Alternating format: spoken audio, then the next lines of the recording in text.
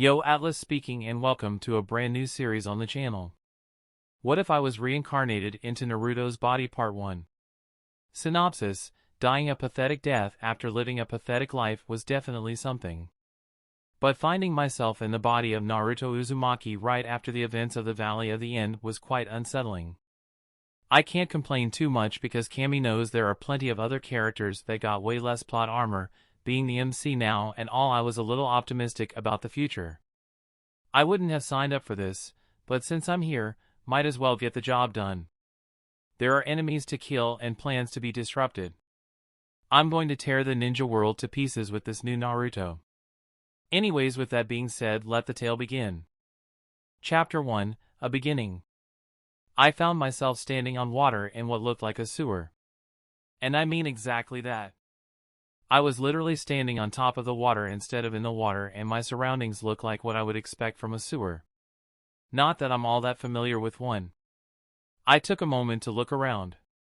It looked like a hallway in the sense that there was only one path here. Forward or backward. There was nothing but darkness in one direction, and in the other there was a faint light. An exit maybe? Obviously, I headed towards the light. That darkness back there looked a little too foreboding.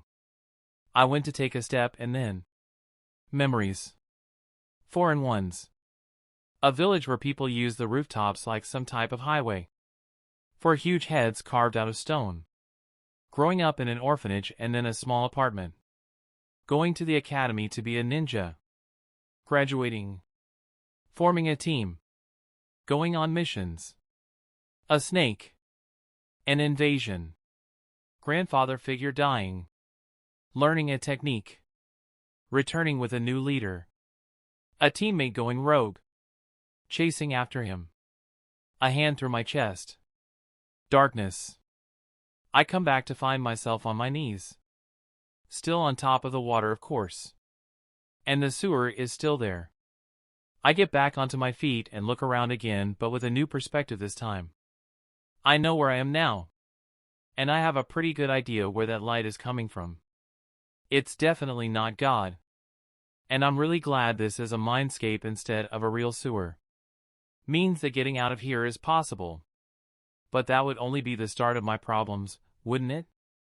If those memories are correct, then I am now in the body of Naruto Uzumaki. The main character in an anime I used to watch about a boy living in a world where superhuman ninjas exist.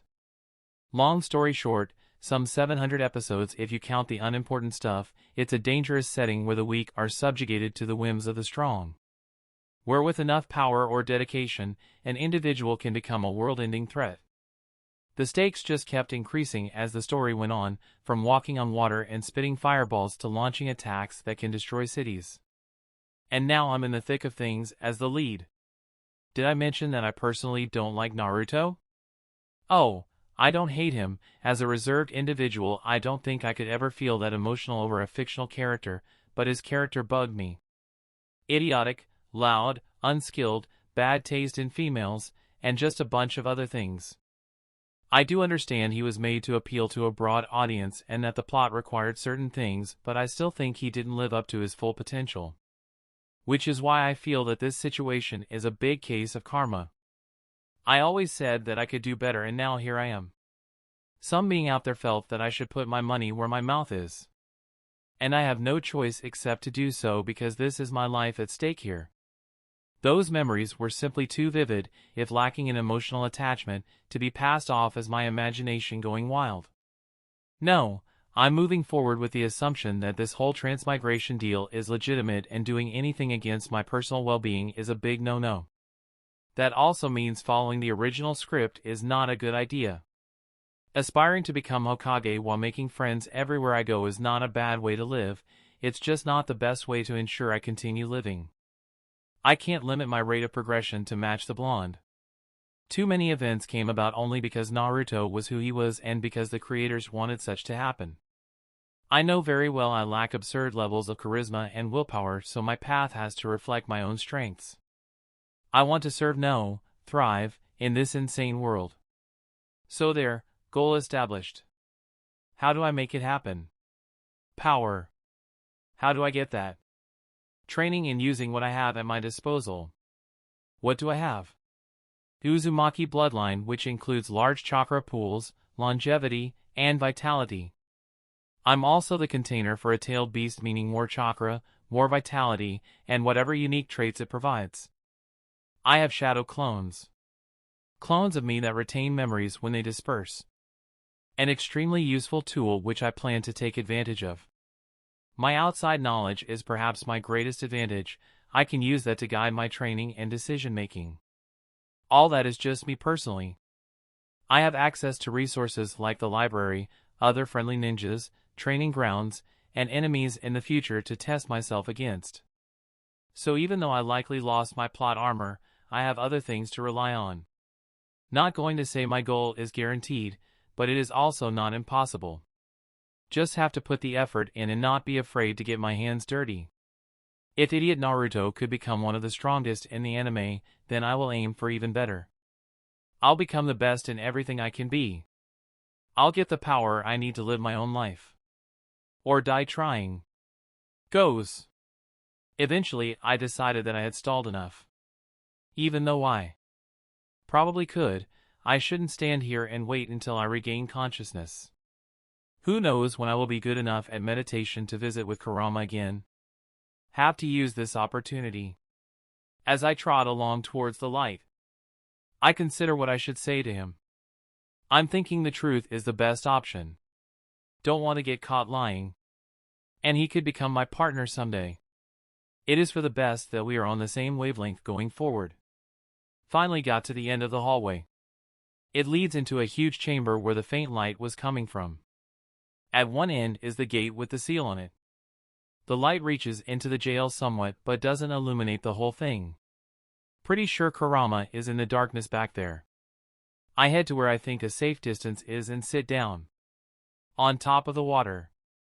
Not sure how much time passes before I hear a voice. He's not shouting, but it is still powerful. So, my jailer decides to grace me with his presence. I won't lie and say that I don't feel some fear. You are not what I expected. Makes sense that he noticed.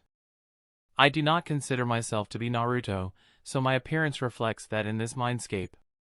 I still look like an African-American male in his early 20s, and my clothes no doubt would look strange in this world too. I'm guessing that as time goes on and I get familiar with this body, I might start to think of it as mine, meaning my internal image will resemble my physical one. Or maybe it will never change.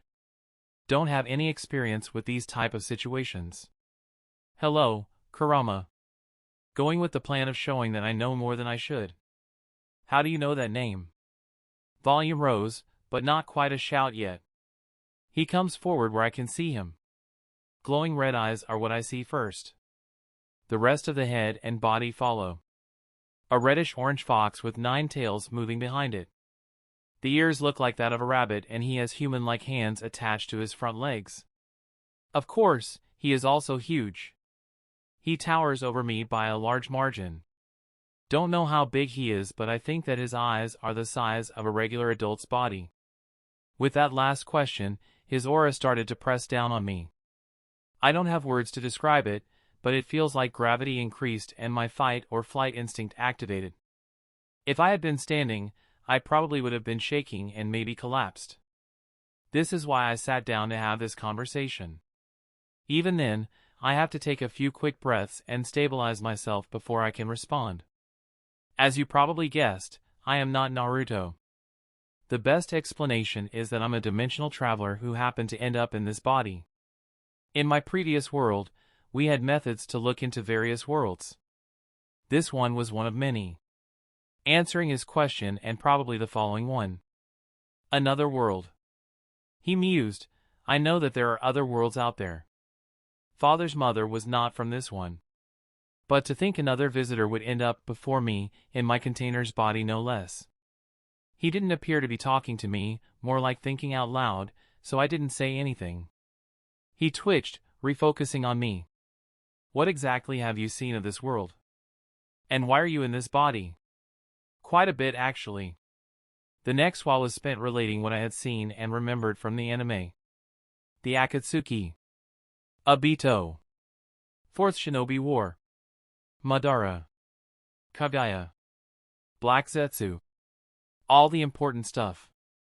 I also told him how I didn't know how I came to be here, but that I didn't intend to die anytime soon.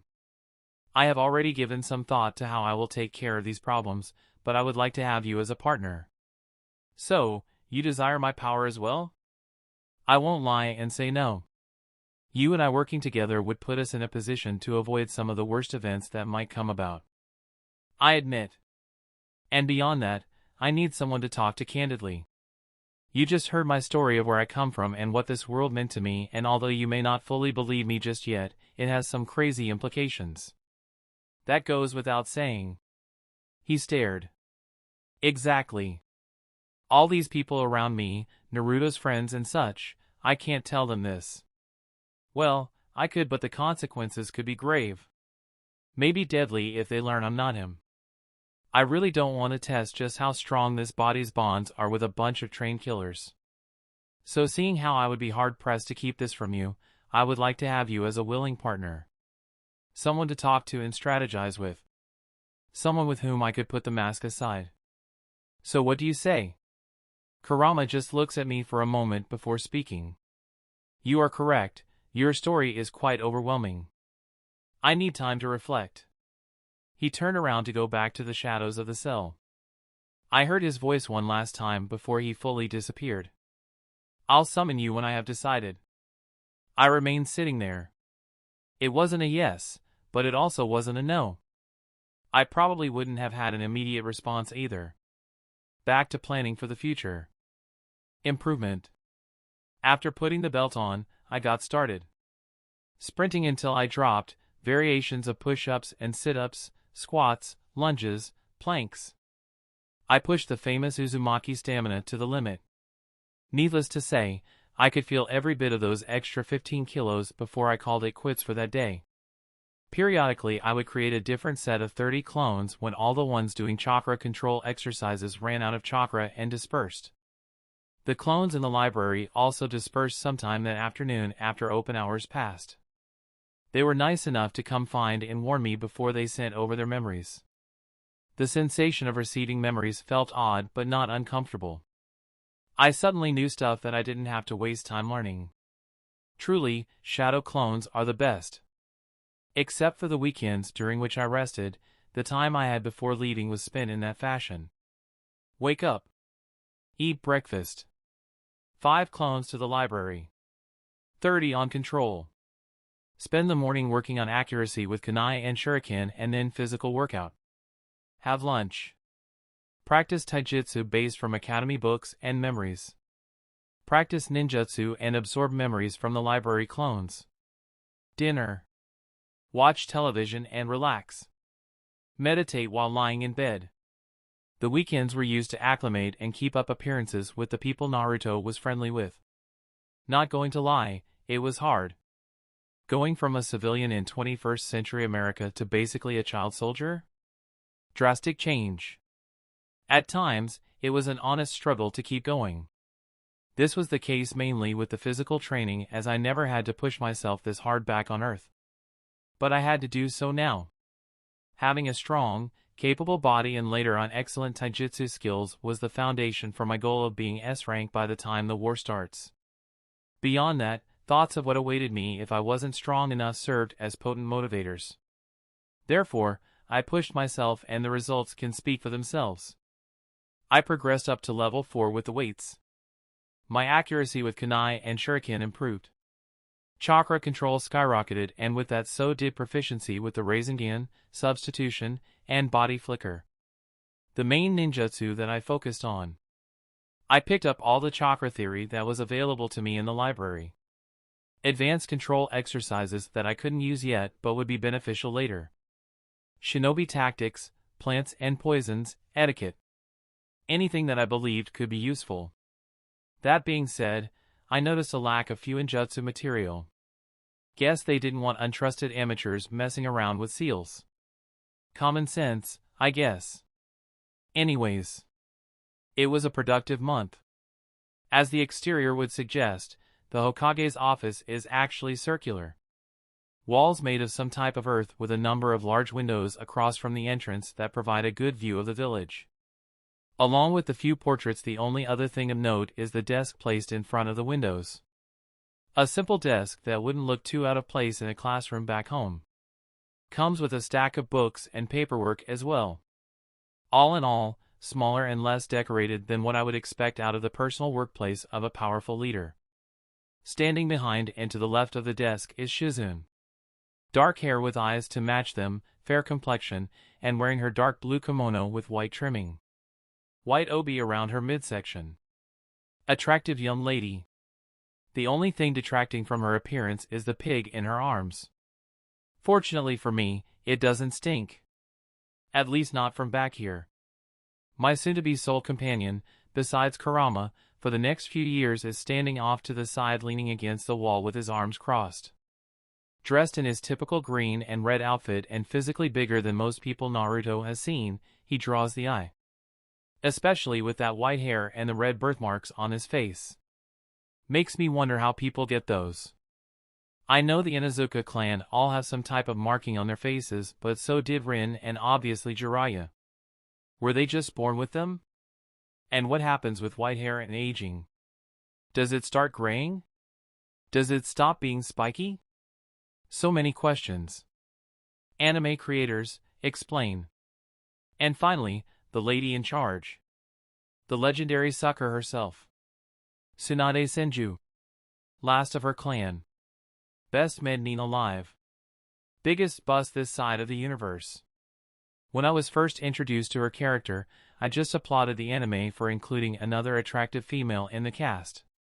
Even if it was only a genjutsu. She also became another of Naruto's precious people and was pretty strong. All was fine. But later I really gave it some thought.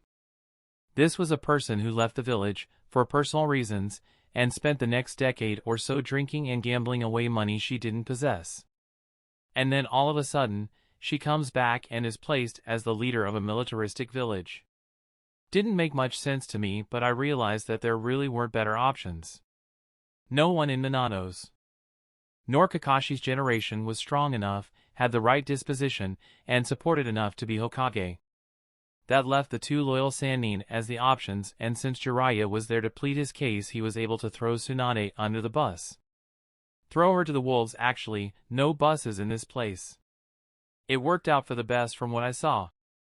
Jiraiya was able to maintain his spy network while Tsunade became the leader and helped the village in the way of creating better Mednin. If Konoha started racking up debt behind the scenes, well, it couldn't have been that bad since they never showed it. Currently, she is seated in the only chair in the room behind the desk. Fair skin, blonde hair, brown eyes, diamond-shaped seal on her forehead. Green haori over a gray blouse that looked like it needed additional support to contain her breasts. I'm sure Jiraiya would be the first to volunteer for such a worthy cause. Or maybe he would be on the side for wardrobe malfunction. Those three and I were the only ones present for this send-off, not counting the pig and the umbu I'm sure were stationed around the room. I had already told Naruto's friends that I would be leaving soon, but not the exact date, so they were probably out doing whatever they do when off camera. No need for drama today. Just this one stop and then the training montage can begin. The village is going to feel different without you around, brat. I'm grown, thank you. Finally get to enjoy some peace and quiet. Very funny, Granny. I rolled my eyes. Just make sure you don't gamble away the village's budget while I'm gone. Shizune, keep an eye on her, please. Of course, Naruto-kun. Stay safe. She didn't even bother to hide her giggles. Both of us ignored the indignant look on Tsunade's face. I'll try. And thank you for the stuff. You're the best. Gave her the guy-style thumbs up. While I did learn a lot from the library, there were certain things that I was unable to find in there. Stuff like the advanced chakra control techniques that the Mednin used, as well as their healing ninjutsu, which I found out was called area jitsu. Normally to learn them you had to start the process to become a medical nin like Sakura, but then I realized that I had inside connections. A trip to the Hokage's office and some expressed interest in the healing arts, and Tsunade pulled some strings for me. I mainly wanted them for improving my control, but learning ways to heal oneself should always be taken. Ah, you're welcome, Naruto-kun. She was smiling now, probably recognizing the joke I was playing and willing to play her part. I'm happy that I could help. I could feel the amusement coming from Jiraiya and the ire rising in Tsunade. Just leave already. Last favor you're ever getting from me. Arms crossed under her chest while mumbling. Annoying, blonde brats. You're blonde too. I decided to have mercy on her. Thank you. I really do appreciate it. I tried to show her how sincere I was through my eyes and face. That was definitely one thing that Naruto always had, a very expressive face. It seemed to work as her eyes became warmer. I know. Make sure you come back in one piece. Maintaining the eye contact, I nodded. I had an idea of what or perhaps whom she was probably seeing in her mind. Jiraiya came around to stand beside me while placing a hand on my shoulder. I'll watch over him. You had better, pervert. Was her response, to which he just laughed and gave a gesture similar to what I had done with Shizune. We'll be back before you know it. Let's go, Naruto. With one last wave goodbye we left. Through the window, of course. My first time doing that. It was much faster than going down all those stairs. We ran along the rooftops and hopped down at the gate to be signed out. It didn't take long, probably due to the presence of the Toad Sage, and then we were off. My journey to the top was finally beginning. Then, nothing else to do down here. I wonder what happened to bring me here. Really hope my family doesn't suffer over my disappearance. Goes. Standing across from the Hokage's desk, I can't help but reflect over the past 6 weeks. I regained consciousness in a hospital room, as expected. The nurses did some last checkups on me and told me that I would be allowed to leave the next day. Before leaving, I went in to visit the other Jonin that had went on the mission. They were part of the small group that Naruto had considered friends, so appearances had to be kept. Maybe one day I would develop an actual friendship with them. It was during those visits that Jiraiya found me and we went up to the roof to talk. After inquiries about how I was coping with Sasuke's betrayal, he informed me about the training trip and that we would leave the village in a little over a month. He kept sending me worried looks, but he didn't say what was on his mind. That he was worried about how quiet I was compared to the usual.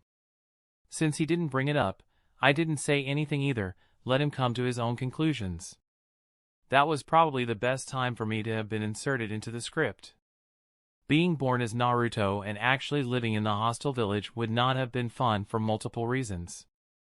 I'm not an expert on the topic, but having the mind of an adult in the body of a baby sounds like torture. Even more so when the population doesn't like you. I'm also sure that I would not have been able to play the role of a normal orphan either. Would have raised a lot of eyebrows. Even coming in at another point would not have been preferable. I still would have needed an explanation for my shift away from canon Naruto. The event with Mizuki may have counted, but it would not have been enough. Not enough time and not enough trauma. And I also would have had to go through some dangerous moments before I even gained someone like Jiraiya to actually help me get stronger. But now though, I have a lot more freedom. Because I just went through a traumatic experience, I can use that to my advantage. I don't have to act like the loud and excitable child that Naruto was, and that's fine because people will not blame me for it. They'd see a sad child recovering from his best friend abandoning him for another traitor. I could then study and train in ways Naruto didn't, and they will just see it as an effort on his part to better himself and bring back Sasuke. A lot of differences in behavior will be justified without me having to say anything. Furthermore, this training trip coming up will provide even more room for me to change because I will be away from people who knew the old Naruto. I won't have to keep pretending upon my return. The only person who might notice is Jiraiya, who I'm not too concerned about because he had barely interacted with me pre-insertion. I just need to make those changes somewhat gradually. So yes, this is a good time to be me. Once the Toad Sage left me alone, I started the plan that I had concocted while in my mindscape. Forming the proper hand seal, I performed my first jutsu in this world. The shadow clone technique. It was weird seeing so many Narutos standing around me. So much orange. But I overcame the horror. They knew the plan, but because I made so many, it fell onto me to split them into groups. 5 were sent to the library to learn about chakra theory and application, anatomy and physiology, and history. Only 5 were sent because I didn't want an overload of pure information assaulting my brain when they dispersed. Those 5 were hinged into random people just to be safe. 30 clones were sent to Training Ground 3 to work on chakra control. They would combine water walking with leaf sticking in order to get the most out of those exercises. One final clone was tasked with finding out where Lee got his weights from and purchasing a set. With the groups assigned, the set of 30 followed me to the training ground while the others went about. By the time I finished warming up, the clone with the weights arrived. I was expecting something like the ones I saw in canon but was pleasantly surprised instead. The set he bought consisted of a belt with 2 seals on it that went around the midsection. The instructions that came with it said that sending a pulse of chakra directly into one seal increased the weight on the whole body by 1 increment. Sending chakra into the other seal undid all the weight. The first level was approximately 15 kg and each increase raised the weight by another 15. Doing the math, once I reached the last level, 10, then I would be carrying an extra 150 kg. I was intrigued by the idea but also not looking forward to getting there. The instructions also made it clear that training without the use of chakra would provide the best results. It made sense, work on the base body and all physical enhancement techniques would see marked. Chapter 2, Building Blocks. 2 months into the trip. I was always a quiet person growing up. In public, that is. At home I could let loose somewhat because I trusted and was familiar with my family. With them I could allow my sarcastic and witty side out. In public, which mostly meant school, I was the quiet and polite kid. I had friends that I talked and joked around with, but with strangers or large crowds I clammed up. Looking back, my introvert nature could be depicted as a bell curve. During my youngest years I was energetic and even bubbly. A little after that and I entered puberty, bringing with it all that awkwardness, and after surviving that phase I came into my own and started to interact with people better. I still appreciated my personal time, but I could be engaging when I felt like it. All this comes to mind as I'm doing my cool-down stretches because of the company I've kept since I left the village. That being Jiraiya and Kurama. Even after agreeing to help me, Kurama doesn't speak much unless I start a conversation. That leaves Jiraiya as the most talkative person here. And talk he does, about women, tips during and after spars, his books, and even about his past at times. As not just the person helping me grow stronger but also my only link to human contact, I appreciate his presence. I may like being alone at times, but I still need that interpersonal aspect. After leaving, Jiraiya took me to a town where he had a contact and we stayed there for a while in a camp a little away from the town. Spent the days training and slept in our tents at night. Ate what we hunted, supplemented with stuff we bought. It wasn't too bad.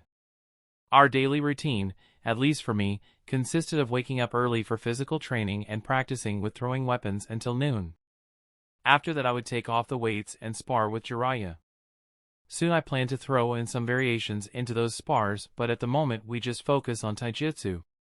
The subject after that varied, but we've been covering stealth and tracking recently. All the while my clones are training chakra control and elemental affinities for wind and water. Wind being my natural element and water because I had plans for it. I also didn't neglect my main ninjutsu, the Rasengan, substitution, and body flicker. Using my fresh perspective and outsider knowledge I plan on pushing the limits of those jutsu. But that comes later. For now, I can do the Rasengan one-handed within 2 seconds. Much better than using 2 hands, but not quite as fast as I want it to be yet. Less than 1 second is what I would consider prime. Adding an element would be the next step. The substitution is seeing a lot of progress. No hand seals, only takes a fraction of a second to do, and slowly increasing range with it.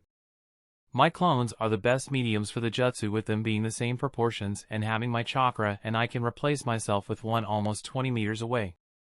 With control, chakra usage, and experience being the factors that influence my skill with the jutsu, I can realistically predict even better results in the future.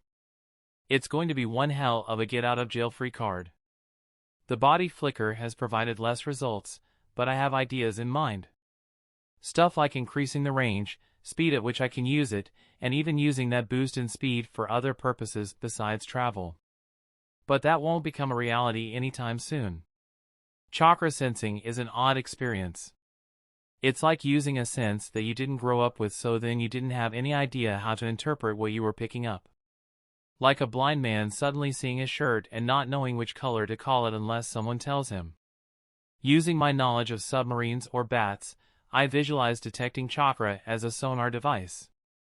I would send a pulse, and when it bounced off another source of chakra, it would give me a sense of where it was. This was a method I had been messing around with during the evenings with my free time. Pulsing out my chakra had simply been an extension of dispersing a genjutsu. Expanding my senses and looking for the feedback had been a matter of practice. Interpretation a matter of experience. Having a clone run a distance off and then slowly walking back had allowed me to get a sense of the maximum range. When I first sensed him, I would tell him to stop and then measure how far away he was. 11 meters the first time I did it. A month later, and it was about 20 meters. From there, when I picked up a ping in the middle of my position and the end of my mental grid, I could deduce that it was about 10 meters away. That gave me a distance and a sense of which direction it was coming from. Not all that useful with how small the range was, but I had hopes it would improve in time. Made me actually envy that Karen girl. And don't even get me started on her chakra chains. I have no way to replicate those. Annoying nags with all the good genes. Back to my sensing. It lacks a great amount of precision. Something I hope to achieve in time. Good thing I already have clones in my rotation to focus on that. That jutsu is a hack. Sitting in front of my tent focusing outwards, I was able to catch the presence 20 meters out with my eyes closed. Being able to recognize my own clones by now, I could infer that it was someone else. My familiarity with Jiraiya's chakra and the sound of his clown footwear told me who it was. When he walked into our little clearing among the trees, I was standing facing him. "I'm surprised you returned so early." "Didn't take long at all," was my sarcastic greeting. He didn't have much to say. Only took a couple of minutes. Okay. Getting a report from his spy. Getting what I asked for. That should not have occupied him for the 4 hours he was out. What did he? There was an emergency at the hot springs. Required my expertise. He. That was one of my guesses. Found out anything important? Well, this one blonde had one of the biggest assets that I have. There he goes again. Best to let him get it out of his system. Don't blame him though, some of the body proportions in this anime world made flesh were outrageous. I couldn't wait to see them up close. And feel them. Taste as well. And, whoa, down boy. Just fantasizing up here, no action to partake in yet. Be patient. These boyish hormones keep taking me on roller coaster rides. It's worse this time around because I know just what I'm missing out on. At least acne hasn't found its way into this world. I meant the informant. Cutting him off midway from his pantomime of something bouncing. 2 somethings. Anything sinister lurking around? Nothing too major. Mostly rumors. Here, I got what you asked for. Laying out a storage scroll, he activated it, releasing its contents. Some clothes, sandals, and a belt. Naruto had been one of the shortest among his graduating class. The last checkup I had before leaving the hospital said 146 centimeters in height and 40 kilograms in weight. Either due to a normal growth spurt or intensive workouts, I had grown a little since arriving here. A little bit taller and a slight gain in mass. Enough that the number of baggy tracksuits I had, all in orange, were a little less baggy, and I had to unroll the legs to prevent high waters. They were passable for working out, but not much else. And since I didn't bring any civilian wear, I had nothing else to wear when we passed through any settlements. I didn't feel like putting on a transformation jutsu just to not look fashion blind, so I had Jiraiya purchase some normal stuff while I did my morning training. A couple of black trousers, some white shirts, and a light, black jacket. black pair of sandals. Simple things that won't attract too much attention. The belt is for a different purpose. I had progressed to level 7 of the training weights, 7 out of 10. After reaching and adapting to the max level, I would have no way to add more weight to it. It was not like Lee's weights where he just added more when he wanted to. Mine was a work of Fuinjutsu. Complicated stuff. My answer to that? Having Jiraiya look at it and try to create another seal to use as a training aid. One that had no limits. The new belt would hopefully allow me infinite gains. Retreating into my tent and returning with my own storage scroll, I sealed up the new purchases. Thank you, Jiraiya. No problem, brat. He responded with one of those smiles, eyes closed. You know, I keep meaning to ask you, but how come you use my name now? Not that I miss the nicknames. Looking away from him, I cast my eyes toward the trees while formulating my reasoning. When I first met you, I didn't really have a good impression of you.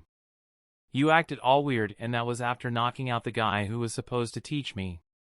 And then you threw me into a deep trench instead of teaching me the summoning jutsu properly. And later you took my money even though you should be loaded. Me calling you Purdy Sage was just to get back at you for all those things and more. Turning back to his face and taking note of his serious expression, I continued. But then you taught me the Rasengan. Disregarding how much fun it was to hit Kabuto with it, I used that jutsu in so many fights. The last of which being against Sasuke. It was my direct counter to his Chidori.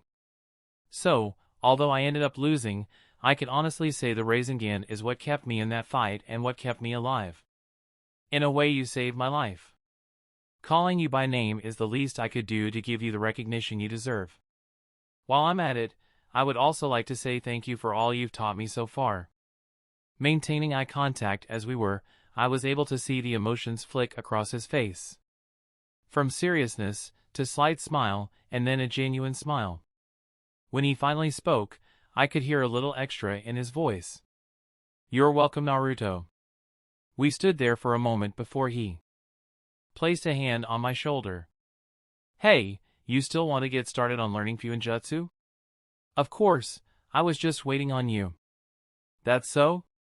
With a laugh he motioned for me to sit. Now where to get started? Goes. 7.5 months into the trip. No longer do I have a sewer for a mindscape. No sir. Standing in a clearing, surrounding me is a large forest. Trees and shrubbery, natural greens and browns.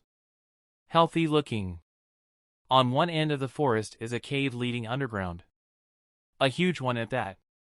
The entrance looks like Lady Liberty could walk into it and stretch her arms out and still not touch the edges. Can't make out how far back that cave goes due to light not reaching that far. It would be funny how I don't know my own mind, but Kurama made the executive decisions regarding his adobe. And I can't exactly go visit due to reasons. Back when we first began renovating the gutter this place used to be, I thought the process would be easy. Just imagine a setting and boom. Done. That was not the case. I had to work for it. We had to work for it. Kurama and I had to create the environment piecemeal. So, it took weeks of nightly visits to even get this far. And it was far from perfect. We had one tree copied and pasted to form a forest of trees. Same with a shrub. They were all the same and equidistant from each other. The sky was a plain white color. No sun and no clouds. To reflect nighttime in the real world, it would get dark in here. Dark yet somehow enough visibility to see each other despite having no moon. We made do. I had my clearing and Kurama had his forest to do whatever with and his cave. My clearing was actually the seal. It was inscribed on the ground and kept me from leaving the clearing and Kurama from coming into it. It could actually be seen a prison for me now if I actually lived here. At least my guest likes it better than the actual bars. You're slowly changing. It's quite the strange sight. What, never seen someone going through an existential crisis before? I laughed. No. My previous containers were never in your unique position. Lucky them. It looks worse than it actually feels. I replied, looking down at myself. Over the last couple weeks my mental image had started to shift. Instead of the usual crisp image of me pre-insertion, I looked pixelated. Like someone took a really blurry image. I attributed it to adapting to the body I have now and calling it mine. Not like I had a choice. With all the training I've done so far, I have become quite familiar with my body. My short, boyish body that possessed more power than my young adult one did. More than probably everyone back home. And that's just naturally, not even adding on the usage of chakra reinforcement. That is not the only aspect in which you have changed. You are becoming more powerful every day.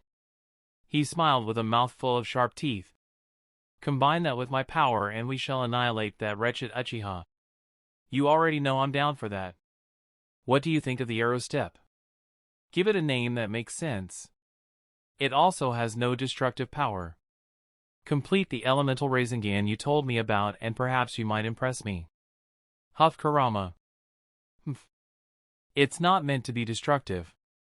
Just an accessory to my other skills. And the Rasengan variations are put on hold for now. I think this might have some potential. Walking on air might be useful for you humans. A being like me has no need for such frivolities. Wow, talk about disrespect. We can't all be like you, Kurama. Sometimes a non-flashy technique is all you need. And that thing took me a long time to get down. Time ill spent. I just rolled my eyes. I would think someone who fell victim to a little seal would appreciate the finer things in life. Not that I think my new technique is on the level of such advanced Fuinjutsu. The arrow step was basically an extension of chakra control training. You clung to a solid first, then a liquid, the only matter left was gas. Which is what I did. Even if I cheated. Compressing atmospheric air down into a packet, I am able to make it physical enough to create a platform to step on. When it becomes battle-ready, it will allow me a greater degree of maneuverability. Instead of substituting or taking a hit while in the air, I'll be able to move around it. For now, I practice it while tree hopping, running on air platforms instead of tree trunks. For something that basically amounts to air walking, it requires a certain amount of concentration. And this fox is looking down on it. He's lucky I can't go over there and kick his ass. Whatever. I'll show him up someday. I actually came here to talk about the sage and his Ninshu idea. That certainly caught his attention, if the way he opened his eyes and raised his head to tower over me was an indication. Why? You humans already have ninjutsu, why are you interested in Ninshu as well? Them humans, but not bringing up that debate at the moment.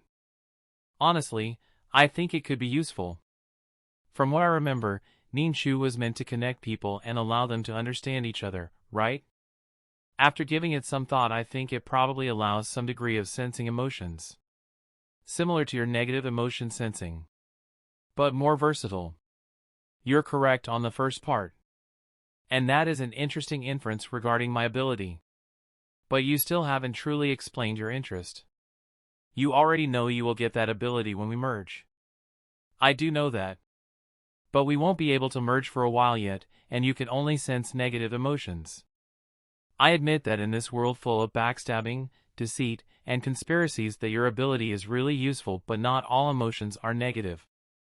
With a couple more years before I can use your ability and the fact that it is probably only usable while using your chakra shroud, I think having a more diverse sensing ability is for the best. That's why I am interested in Ninshu. Kurama continued to stare at me for a moment, probably hard in thought. Fine. He responded after a long pause. I don't know if it will give you the empathic capabilities you are after, but I can provide you with what I know of it. Father created Ninshu to give people a better understanding of themselves and others. Being the precursor to chakra, it was meant to create an era of peace. By connecting one's spiritual energies to another, they could communicate without words and pray for each other. This lasted until the elder brother fell to his insecurities, and Black Zetsu, if you are to be believed, and learned to combine his spiritual and physical energies to create the chakra you all use as weapons today. Spiritual energies? So, this could be labeled a in-release technique? I asked for clarification. Yes. I have to learn to separate the two energies and utilize the yin then. Sounds like I need to put even more emphasis on control then.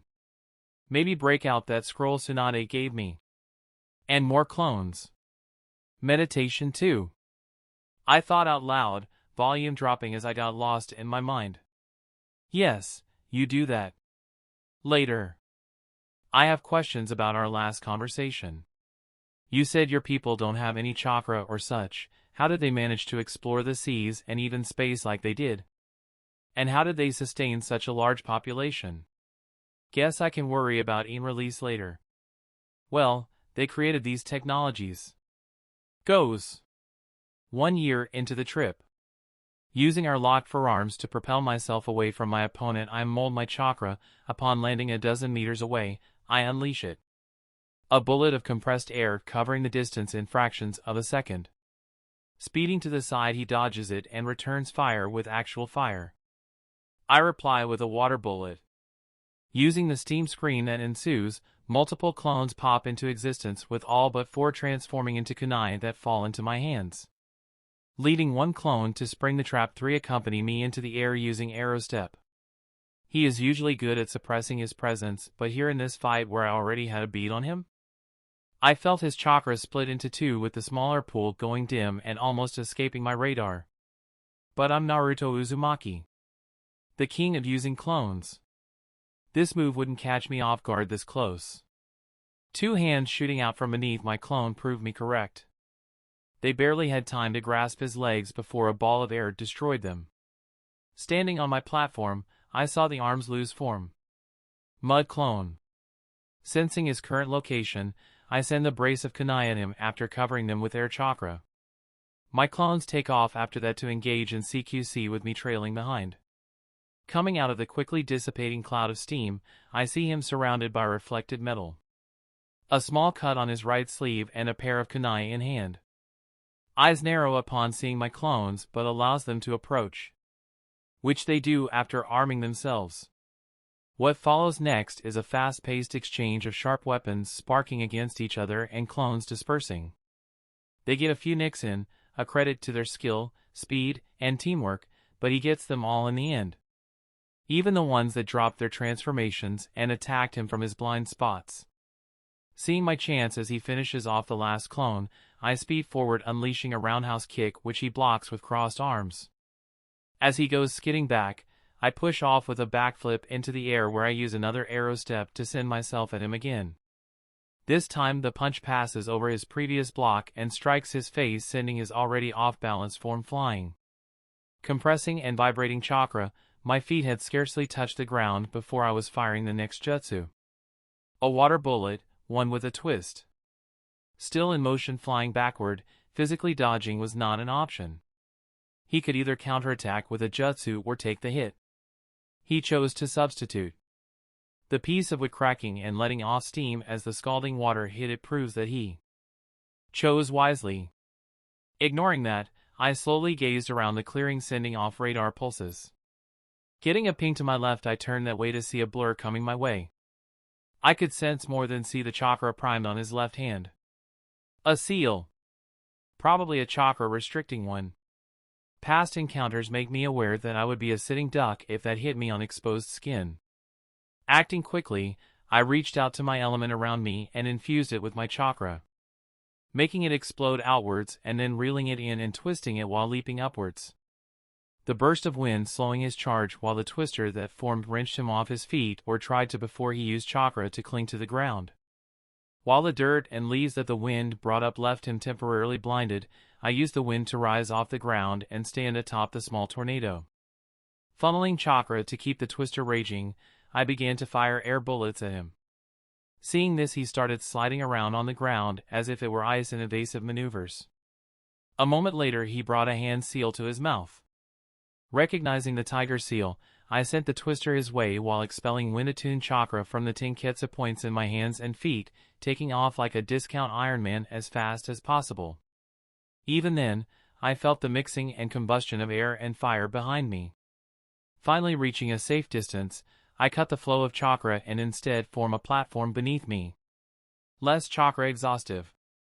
After allowing the firestorm to die down, I head back down using successive Euro steps. Seeing Jiraiya standing next to scorched earth, I speak up before he can. First of all, I'm counting that as another tie. Secondly, what the hell was that? Sorry. Didn't look like it. I just instinctively matched wind with fire. You have to admit though, the end product looked very formidable. Yeah, you created a firestorm with me right in the middle of it. You're lucky I made it out in time. Ha ha ha. He actually looked sheepish at that. I can just imagine what Tsunade would do to me if that seriously hurt you. She would have ripped off little Jiraiya and fed it to you. She probably would too. Don't have to sound so enthusiastic about it. Let's head back. Since someone likes throwing around fire so much, we never sparred near our camp when using jutsu. This session was just another example of why that was a bad idea. Once we arrived, we sat down and broke out the food. It was upon finishing that he began the evaluation. That was a good spar. As always, you made great use of those jutsus you mastered. And that water bullet variation is coming along nicely, almost didn't see the heat coming off it until it got too close. I think it is up to your standards for battle use. You kept the pace fast and were relentless while also thinking ahead regarding both your actions and mine. I'm also particularly impressed by how far you've taken your wind affinity. I can tell that last technique wasn't a set jutsu. In summary, no clear mistakes were made on your part and you are ready to face other opponents. I'll have Tsunade send us some missions in the area. We might also be able to get them directly from settlements we pass by. Really? About time, been waiting for this. Yes, finally. Chuckling at my fist pump. I had to be sure you could handle yourself. We're not going to be doing any D-rank missions out here, and I won't always be there to help. I know, just looking forward to see where I stand in this world. And I need money too. Do you? There hasn't been much to use it on. And even then, you use my money.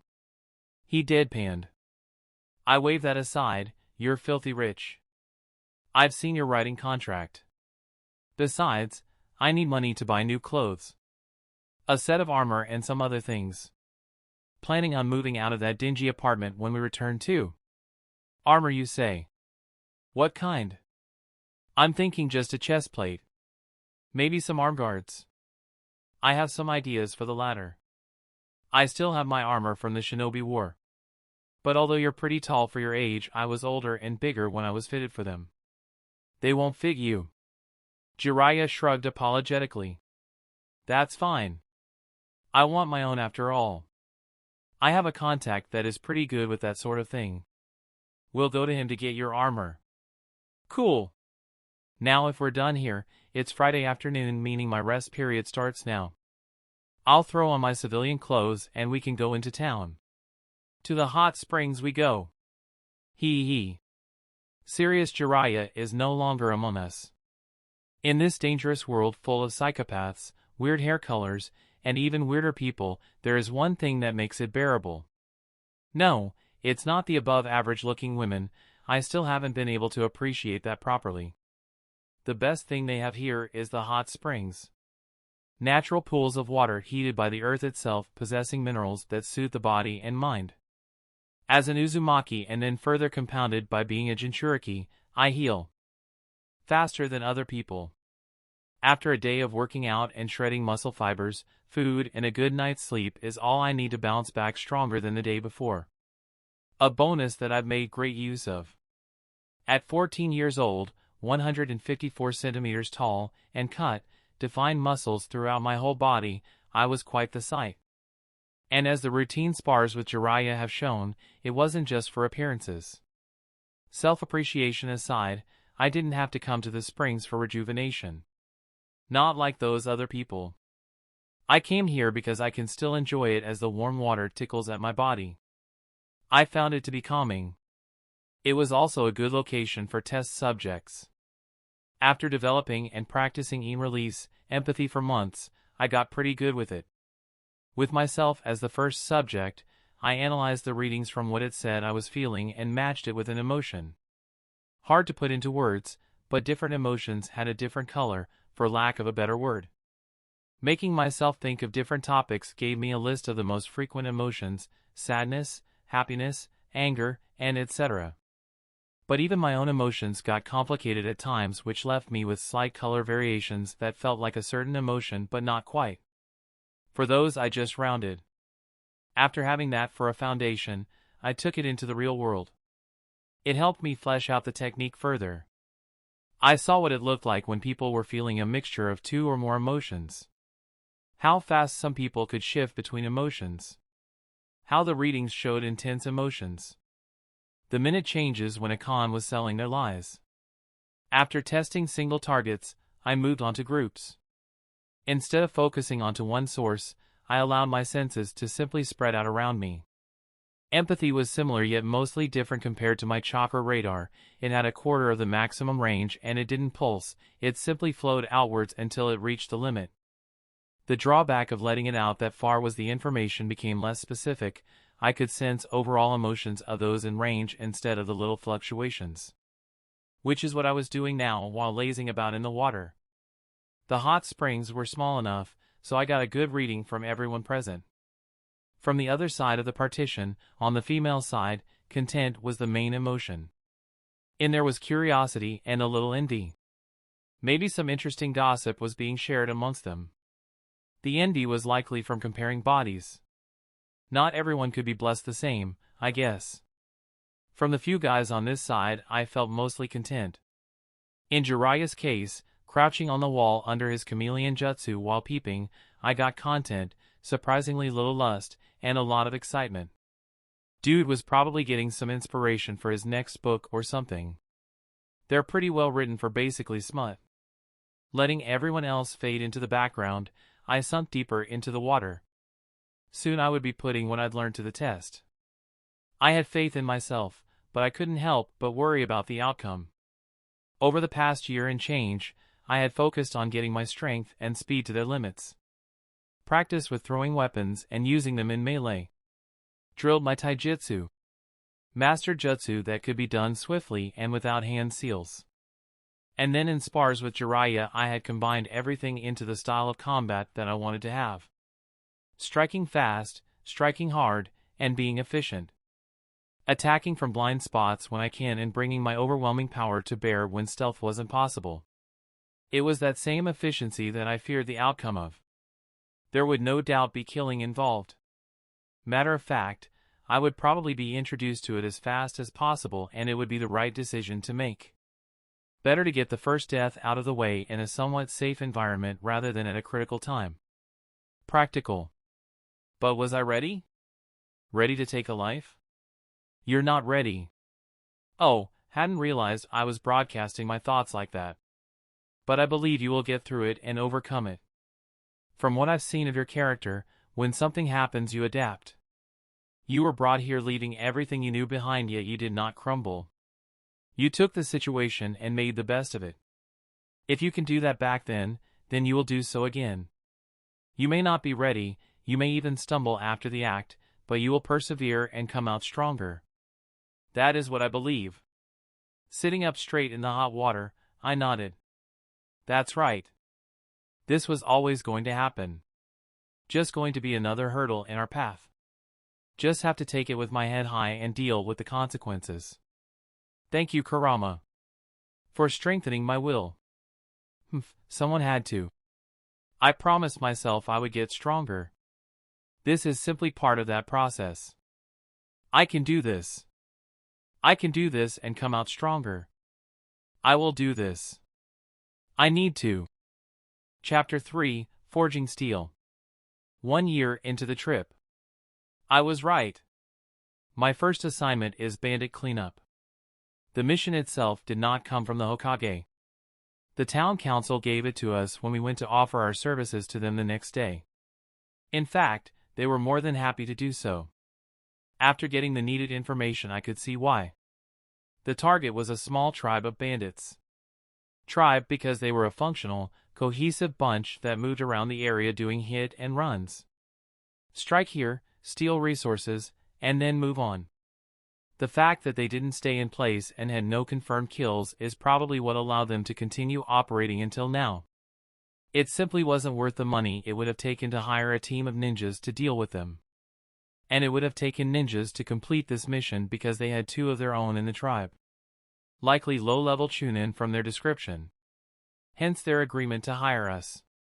We were capable ninjas, but we would do the job for less than what even a minor shinobi village would charge. A win for both sides involved. They get rid of an annoyance and I get experience and pay. Their terms: eliminate the 2 shinobi and bring back the chakra-less grunts to be sentenced and likely executed or imprisoned. Seemed easy enough. I was already in my current work attire, which was basically what Kakashi wears but in black and without a vest or mask. After checking my weapon pouches and making sure my storage scroll had plenty of ninja wire, I set out. Leaving the town behind, I made my way towards where they were last spotted days ago. I could feel Jiraiya shadowing me about a kilometer behind. I didn't pay him much attention. Leaping through the trees at the pace I had set, it didn't take me long to arrive at a clearing with signs of past activity. Scattered rocks and ash where a fire had been. Indentations in the ground from various feet. They tried, but they weren't successful in wiping away the evidence. Especially the ones that showed in which direction they had left. I followed them on the ground this time since they were so kind as to leave me a trail. Noon came and went, and I was still in pursuit. After some deliberation, I decided to not stop for a break just yet. It was about a few hours later that I finally got a ping on my radar. Slowing down my pace and paying more attention for scouts, I continued to advance. 1 and then 2 small chakra signatures. Small compared to me or even Jiraiya, compared to the others around them they might as well have been torches amongst candles. Opting to tree hop as I got closer, I caught my first glimpse of them about 70 meters away. Various tents, a fire with something roasting, and people milling about. With no signatures further out, I knew that these 19 people I sensed made up the entirety of the tribe. Finding a good vantage point, I settled down under the chameleon jutsu with some dry rations to eat. Because I planned on using the stealth approach, nighttime would be the best time to attack. Although common sense would dictate to be even more on guard at night, this bunch had no reason to be overly vigilant, so the cover of darkness would suit me well. It's a little past midnight when I made my move. Using empathy one last time to make sure no one in a tent is conscious, I dropped down from the tree and sneaked towards the sentry at the north side of the camp. From his chakra pool, he is one of the ninjas I'm here to eliminate and one of the 3 people awake keeping watch. For obvious reasons, he'd be my first target. Have to give credit where it's due. For someone with no idea that there is a hit on his group, he's taking watch duty very seriously. Sneaking among the trees while keeping an eye on him, I don't detect even a touch of boredom on his face or any small movements denoting wanting to be elsewhere. A dedicated one then. Too bad it wouldn't save him from me. Waiting for one of his periodic scans where he turns his head to look around, I launch a kunai at him. Dashing behind it, I was presented with the graphic sight of the metal tool entering and embedding itself into the side of his head. Catching his body and dragging it behind some trees, I use empathy another time. No signs of alertness. Just one more threat left, and I had already memorized which tent was his. Striding quickly yet quietly through the camp, I stopped in front of the designated tent and observed it. Besides the common traps, seals can also be used to ward off trespassers when set up correctly, and they are much more dangerous. Finding none, I enter the tent to find the ninja snoring away. The lighting is poor in here, but I can make out the slashed grass headband. Same as what the other one wore, perhaps they deserted together. Bracing myself, I reach out with one hand to jerk his chin up and with the other add a slash to his throat to match the one on his forehead protector. Looking down at his rapidly bleeding out corpse, I can't help but feel some complex emotions over doing the deed. But now isn't the time. There are others to take care of. With that in mind and no more ninjas to potentially sense chakra use anymore, I create 5 clones who leave to carry out their purpose. I dragged out the body and set it down at the center of the encampment. It doesn't take long for my clones to knock out the other sentries along with the sleeping bandits. Upon doing so, they bring them to where I stood and began binding their limbs with the wire I brought. Once done, they went back out collecting everything that was of use and storing them into 2 scrolls. While they did that, I went to the trees where I had left the other ninja and returned, placing the body on top of the other. Running through hand seals and feeling my chakra respond almost sluggishly, I set the bodies on fire using the Great Fireball technique. After only ashes remain, I create more clones, one to carry each remaining bandit, and then speed back towards the town. From the first kunai thrown to my departure, less than half an hour had passed. What an eventful night. You did good, were Jiraiya's first words regarding the debrief. Running all night, I had managed to get back by dawn. Leaving the town hall sans bandits and a little bit richer, we had retreated back to our hostel to discuss things. After running all day yesterday, attacking the bandit camp, and then running throughout the night, I was pretty tired. And having shadowed me the whole time, so was Jiraiya. But I'd rather get this out of the way than sleep on it. Picking up and following the trail, observing the camp for the best time to attack, and the attack itself were all well done. You did most of it without using chakra? At my nod he continued, I thought so, only noticed it when the clones came out of the tent. Anyways, the only comment I have is to take out all the sentries first next time. You may have known ahead of time that there were only 2 shinobi and made them a priority, but that may not always be the case. It's best to deal with those on watch and minimize the chances of the alarm being sounded if something is discovered. Understood? Yes. I'll remember that for next time, I affirmed. Good. That was the only suggestion. Now, his look of concern grew more prominent. How are you feeling about your first kills? I feel like a mess at the moment. An uncomfortable blend of many different emotions. I decided to be as honest as possible. It was easier and harder than I expected it to be. But I'm really happy they didn't ask for the death of the others. Bad enough I had to kill the shinobi, doing the same to what amounted to civilians would have been harder. Naruto. As a war veteran and someone who has experienced a lot of what the shinobi world has to offer, I'll be honest with you and say that it gets easier. Not the act of killing, but in the way of living with yourself afterwards. You have to find your reason for what you do during missions. For many it's because they were ordered to and it was their duty, for some it's a way to feed their family, and for others it's to protect their loved ones and their home. My advice to you is to find your own reason for carrying out the tasks in a shinobi's life. A greater purpose to assuage that pain you feel.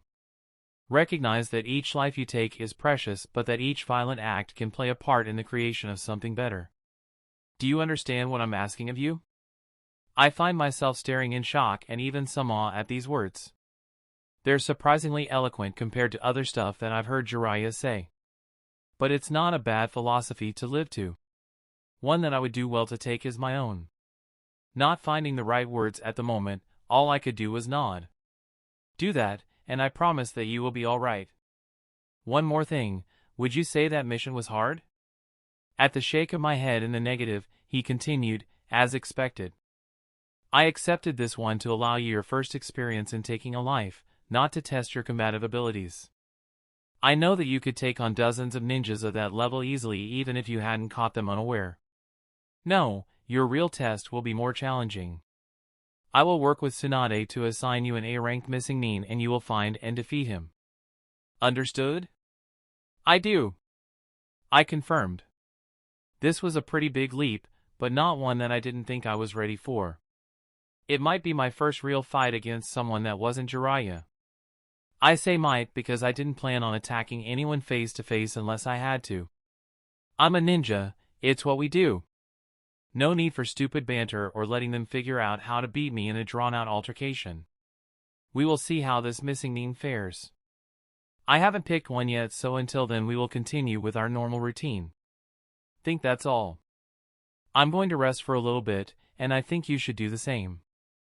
I have some time before I have to meet up with my next source so we can stay here for another week. Offering one last pat on the back, he went to clean up before retiring to bed. All the while his words of advice bounced around in my head. That week went by peacefully. After that day we checked out and went back to the clearing where we had stayed and set up the camp again. From there the grind continued, physical training in the morning, sparring with Jiraiya, and meditating in the evenings. Those sessions were dedicated to coming to terms with my emotions and reaffirming my conviction to meeting my goal. The weekend came around again and I decided it was time I got over myself and stop acting like a monk. And I had the perfect way to do that. Learning from Jiraiya the ridiculously long chain of hand seals for the anti-pregnancy jutsu and donning a slight transformation on my face to add a few years, I was ready to go. My appearance now put me in that range where it was hard to discern a specific age. Could be a mature 17 or a youthful 23. And being tall for my age allowed me to pass myself off as a shorter adult. A fact due to the lower than average height of people here compared to Earth. Strolling along the dirt roads, my head was on a swivel. The social scene around here was not what I was used to. No parties where the ladies would congregate. No clubs where they would go to dance and have fun. No social media. With that being the case, I chose to go looking for them in the way many of my friends used to. Bar hopping. Walking into the second bar I had found, I struck gold. The first thing I had noticed was her butt squashed atop the stool she sat on near the counter. After that was the long black hair falling to her mid-back and the intricate kimono she was wearing. I was interested, but I had to see the other side before I could commit. So, I approached her. Sitting in the seat beside her and casting a subtle look, I mentally patted myself on the back. Fair complexion, and while not having any striking features, she was still a pretty woman. She had reminded me of Shizune, with a better butt. But with the hard training kunoichi commit to, it makes sense that you're more likely to find sculpted and powerful figures rather than soft and fleshy. Not that both don't have their benefits. Engaging her with a smile and a compliment on her kimono, I slowly began to chat her up. Learning that she was a seamstress, was celebrating a successful commission, and was single. The flirting ramped up after getting that tidbit. And if her K's were to be believed, she didn't mind. Empathy backed that up. One last exchange saw us moving to a different venue. Are you sure you want little old me? There are a couple younger girls who would love a handsome young man like yourself. Coquettish smile on her face. Well, personally, I find older women to be so much more entrancing. A sexy, mature body and real confidence in herself. That's what I see in you and that's what I want. Almost whispering in her ear at this point. If you let me, I want to leave with you. To take you somewhere private and please that sinful body. To bring you to heights you'd never imagined. To make you scream my name. You only have to consent. Her cheeks flushed with color as she slowly nodded. We went to her modest home and I made good on that promise. I never go back on those after all.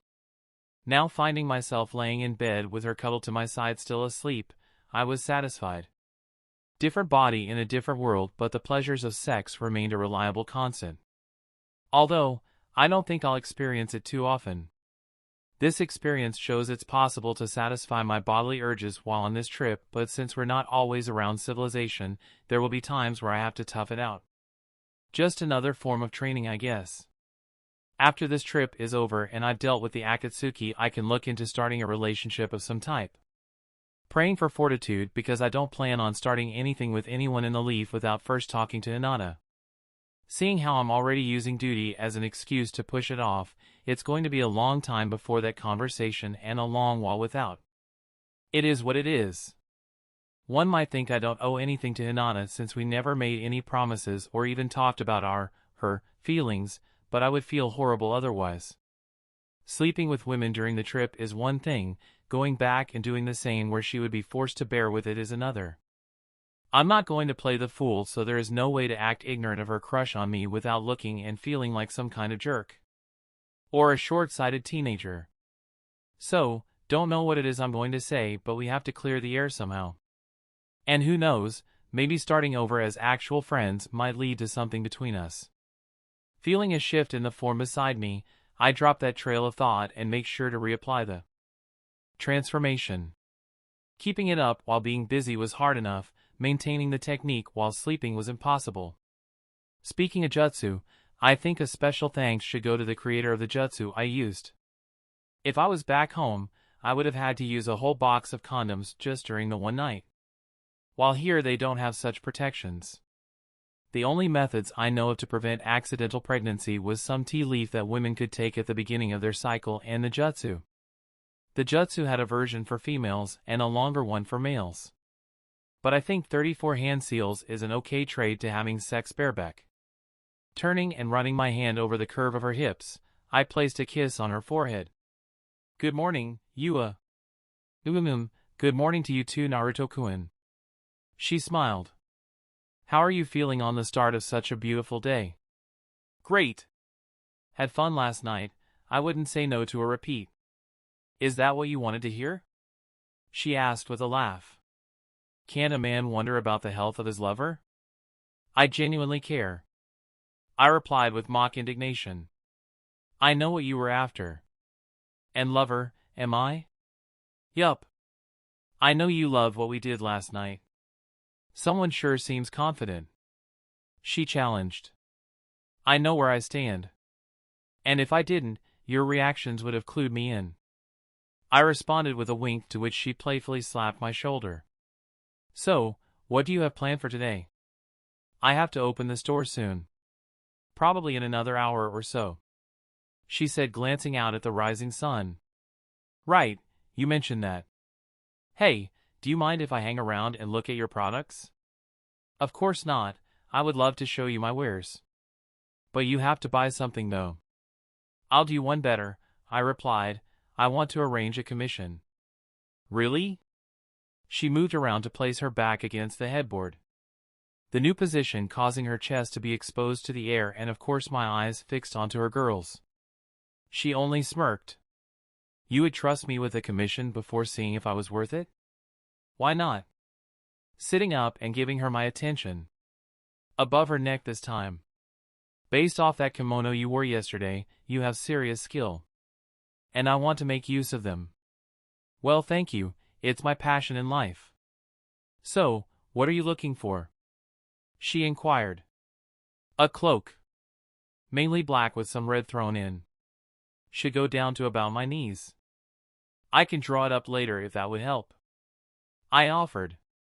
After seeing Naruto in the six-path sage mode, I knew that black and gold was the move. With the wisps of chakra flowing off of him and the truth-seeking balls in the back. Badass. I didn't have access to that form and might never, but I can copy the basic idea. Due to that, I already had a color scheme for my future armor, but since I didn't plan on wearing that everywhere, I needed another signature. Thus, the cloak. Loosely based on what I remembered him wearing while confronting pain, it would be my go-to. Sounds easy enough. She commented. Cool. Knew I could rely on you. I have yet to make it flatterer, rolling her eyes, it will probably take a few days. Even longer if you want more than one of them. That's to be expected. And I definitely want more than one. A couple made with tough fabric for traveling and then another set for casual wear. I'll be leaving the town soon, but I can come back when they're ready. We can figure out the time frame later. Agreed. Now, I think there's something that we've been neglecting. Her eyes went down to my waistline where the unobstructed view of her breasts had caused a certain reaction. I can get behind that. Or behind you, actually.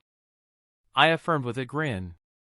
Taking the hint for what it was, she pushed the sheets to the side and turned around, placing her hands on the headboard. Taking in the view, all I could think of was how lucky I was. Honestly, to meet a good-looking woman, who was also a seamstress, and also had this great of an ass. Christmas must have followed me here.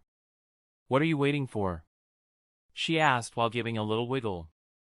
Hurry up back there. Where do you want it? I knew what I wanted to try again, but better to let her make the decision. Giving me a heated look over her shoulder, she chewed her bottom lip and thought. Where you ended yesterday? She finally picked. That would be exactly what I had in mind. Though I didn't think she would ask for that herself before getting warmed up. I could definitely work with that though. Grabbing myself with my free hand, I guided it to its destination. A lucky man indeed. Walking into our shared room to applause, I ignore his antics and shut the door behind me. "My little boy's a man now," proclaims Jiraiya in faux tears. He's went out and had his eyes opened by the wonders of the female persuasion. Pretending to not care about his words externally, I couldn't help but feel accomplished. I crossed that milestone much earlier in this life than my past one. And who doesn't appreciate a good hype man? I'm so proud of you, Naruto. None of my past students took to my teachings as well as you have. Now you can go forth using what I taught you to woo all those lonely hearts throughout the nations. And then you tell me about your adventures to create my next bestseller. Make out paradise, what the heart wants. A man looking for love while roaming the elemental nations. Steamy action galore. The last part is said with his typical laugh. That weird giggle he has going on. Whoa! Hold on there. First of all, you didn't teach me to woo anyone. Secondly, if anyone is writing a book about my sex life, it's me. Not some old man. I state. I didn't have to teach you, you picked it up from me just being around me. I'm that good. His chest puffs up. It didn't work that way. I'm just a natural ladies' man. Yes, it did. And what do you know about writing fine literature? I have to be the one who writes it. Like I said, I'm a natural. And no one is writing erotica about me except me. Get your own muse. Fine, I'll base it off my experiences. Huffed Jiraiya, before his tone changed. So, how was it? It was amazing. Mind-blowing. I replied in the same manner. And get this, she's a seamstress. Ha ha ha, that's what I like to hear. He crowed, extending a fist to me. Recognizing what he was after, I reached out and pumped mine with his. This brought up fond memories of my friends. Hope they're having as much fun as I was. Likely more without me there to slow them down. So, you talked to her about that cloak you wanted? Yeah. She agreed to make them, so I gave her the specifics. I'll have to return here in a couple months or so. Good. I don't mind coming back here again. For now, I'm feeling pretty hungry. Want to go to that restaurant across from us? Heard it's good. He asked, getting up. Sure, I can eat again. Goes. 1 year 6 months into the trip. Flying under your own power is one of the greatest sensations in this world. It's fun, convenient for traveling, and can be the best escape route in a pinch. People here should do it more. Like honestly, if that short dude from IWA can do it using an earth jutsu, then it shouldn't be that hard to figure out. Of course, in this case when I say flying, I'm actually aerostepping some kilometers in the air. Running on air platforms is more chakra efficient than my method of ejecting air from my palms and soles like the late Tony Stark. May he rest in peace. It also allows me the use of my hands for the special binoculars I'd obtained. They allowed me to keep a visual on my target whom I'd been trailing for the past couple days. A missing Nin from IWA named Shiroto, no clan affiliation. And a rank with known proficiency in earth and some fire release, he had a bounty of 250,000 Ryo. The reward was decent, but it was not my primary motivation for targeting Shiroto, it was to pass Jiraiya's test. That desire leads to me being even more meticulous in my plan of attack. After leaving the town where Yua lived, we had passed through many other settlements and sometimes they had something for me to do. Be it carrying a message scroll, seeing to bandit issues, and even being a guard, I had carried out a number of missions. A few weeks ago, Jiraiya had finally decided and sent me out to find Shiroto here. Since then, it took me up until 2 days ago to find his trail and thus him where I had taken to observing him from above where the distance would make him unlikely to detect my presence. And now, I would make my entrance. Palming the 6 kunai I had attached explosive tags to, I cut the flow of chakra beneath me and entered freefall. Adjusting my body, I fell towards him going headfirst at an angle. Ignoring the wind racing by me, I mentally counted down until I hit the optimal distance.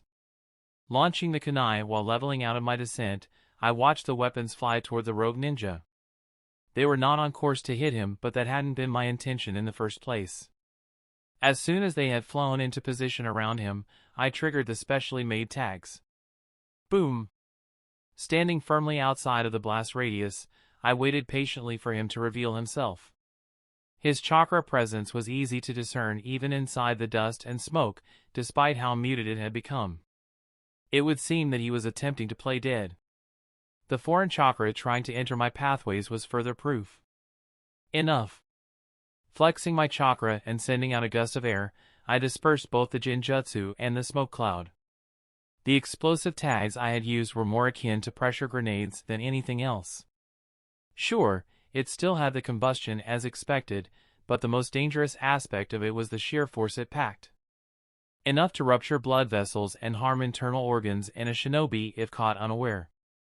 And Shiroto had been caught in the middle of 6 of them going off, which made the sight before me as the cloud was swept away both surprising and then not so. Still in what was ground zero, the missing Nin had managed to survive. Down on one knee and bleeding from his visible orifices, there was a certain sheen to his skin that was fading as I watched. Some type of body reinforcement, likely earth-based like Kakuzu's. The fact that he was able to raise his defenses so quickly is commendable. A testament to his abilities. It meant that I would have to personally finish him off.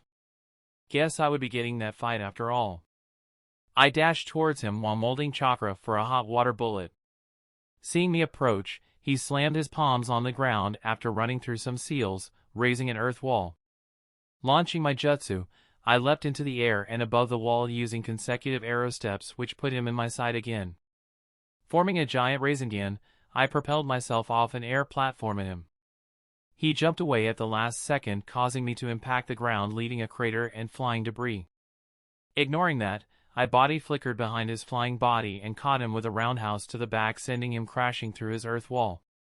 It felt like I hit a block of metal. He was handy with that defense of his. Going on the offense once again, I reached him after he got back on both feet and we engaged in taijutsu. It was quickly obvious who was superior in that regard. He was injured, which lowered all his physical attributes while I was still at 100%. His only saving grace was his body armament. With proper warning, he could reinforce his arms to block hits or his critical areas in time to mitigate the blows that landed. Well, if speed was one way to victory, then I had solutions. Deflecting a left hook, I used that hand to grab the back of his neck to introduce his face to a rising knee. Letting him go, I gave him 2 quick strikes to the midsection, a straight to the nose sending him reeling, and then a wind bullet launching him backwards. Whipping out another kunai, an application of chakra saw it multiplying into half a dozen that rapidly overtook his flight. This next part required a high level of concentration, but I had practiced it enough to be battle-ready. Everything seemed to slow down, my focus only on the airborne ninja and kunai. In a flash, I was off. 3 substitutions. 3 rapid-fire strikes. Knife hand to the throat. Upward punch to the lumbar bone. Rasengan to the sternum. The last attack saw us in a situation similar to how we had started, with him in a crater. Except this time, he would not rise again with half his chest shredded. Waiting until the life had left his eyes, I began to clean up. Weakling. That was not a match worth watching, remarked Kurama, breaking the radio silence. It wasn't. But he can hardly be blamed for that, I responded internally. Taking out a special storage scroll, I unfurled it next to the corpse. Because you attacked while he was unaware. I suppose the credit would go to your proficiency rather than his innate failures. Yeah. I doubt many people expect danger from the heights I can now reach. Very few shinobi can fly. After some maneuvering, the body was sealed away in a puff of smoke. You passed the white-haired one's test. Will you return to him now? He asked. I'll stop by the nearest bounty office first if it is on the way. And then I'll return. Very well. Don't forget our agreement. His mental presence receding from the forefront. Looking around the clearing one last time, I set off. Couldn't help but think over Kurama's words. That fight had been very easy. After the failed assassination attempt, the now dead missing Nin had been off balance during the rest of the encounter. Overwhelming offense had made it hard for him to get any real attacks in, never mind the fact that he was already injured. Can't really call it a fight, more like a beatdown in my favor. And I had no problems with that. Having encounters end that easily is something that I know is unlikely to happen all the time, but I will keep pushing for it. If the possibility for a fatal sneak attack is there, then I can't hesitate to take it. Not with the people I am preparing to fight. People with strong abilities and years' worth of experience in combat over me. Of course, I too had a pretty good hand of cards, but stacking the deck further in my favor doesn't hurt. Work smarter, not harder is a saying for a reason. Turning in the bounty and getting my reward hadn't taken very long. It was a simple process with none of the annoying bureaucracy that one would have expected when dealing with such large sums of money. All the better for me, I suppose. Leaving the center behind and meeting back up with Jiraiya, I had presented him with the evidence of my success and received a pretty lackluster congratulations from him. I found it odd, but a scan of his emotions had revealed a crisis of a sort raging internally. So, I had put my concerns aside for a while and simply went about the rest of the day silently after assuming that he would open up whenever he decided to. It was as we were sitting around the campfire that he finally seemed to reach a resolution. Naruto. Looking up from my half-eaten deer haunch, I quirked my eyebrows at him. I have something to tell you. You've reached a point in your life where you have the strength and maturity to be privy to this information. Especially since it regards you. Oh. This was looking up to be a very interesting talk. And I think I already knew where this was going. It's about your parents. Called it. Your father was Minato Namikaze, the fourth Hokage, and your mother was Kushina Uzumaki, an envoy from the land of whirlpools before it was destroyed. She was also the Nine-Tails Jinchuriki before you, but that is something that very few people knew. Due to this and the notoriety that your father had gained, they kept their relationship and especially your approaching birth a secret. Not that it helped in the end. The night she gave birth, something happened, and the Nine-Tails was released. He gained a far-off look in his eyes as he looked back to that day. Probably the worst event in Konoha's history as of yet. It cost him a lot, his student, friends, dreams for the future. But being a shinobi meant enduring, and Jiraiya had. They managed to restrain and seal it into you at the cost of their lives. It was decided after that to keep the identity of your parents a secret to protect you. Both of them had enemies, but Minato was a high-profile shinobi. Any links to him would have put you under extra scrutiny. It could have revealed not only that you were his son, but that you were also the current Jinchuriki, which would have raised your threat assessment even higher. I can tell you more about them later, but before anything else, I want you to know that they both loved you. The months before your birth were some of the happiest for the couple, and there was nothing that they wouldn't have done for you. Even sacrificed their lives to save yours. After that spiel, he took a breath and looked me directly in the eyes before continuing. I would know that, because I was close to your father. Minato was my pupil just as you are now. I saw his as family, and the same was true for him. He even asked me to assert it father to you if anything happened to him. To which I agreed, not knowing what was to come. Disaster strikes and he died, leaving you an orphan. And instead of fulfilling my promise, I used my duties and lies about your safety to remain outside the village. All the while drowning my sorrows in drink and women. That is one of my greatest regrets in life, abandoning you to a village that spurned the sacrifice that Minato made. I told myself that it was safer for you, but in the end, it was me running away from what mattered most. I will understand if you never forgive me, but I want to do right by you. I want T-dash. I'm going to stop you right there, I said while lowering my hand. There is no point in asking for forgiveness. Jiraiya, I hold nothing against you. I've been spending some time thinking about the past and the future I want, and long story short, a lot of things have changed. My dreams are not what they used to be, and the way I approach problems is no longer the same. I'm a different person now with a new perspective on things. So, you can rest assured that I'm not going to hate you for leading all those years ago. You have been a good mentor and a friend to me over the time that we've been together, and I want you to know that. You may not be a father figure to me, but we can still be family as well. So, stop worrying over stuff like that, you're just adding more years to your face. Still. Catching my look, he let the matter drop. Thank you. You've really grown, Naruto. I know. At 23 years old mentally, I would find it pretty offensive to have shown no growth and maturity compared to Naruto. And to be honest, the fourth being my father isn't all that surprising. I had already suspected it after connecting some of the dots. It's the identity of my mother that was harder to pinpoint. Thank you for telling me the truth, Jiraiya. No need to thank me.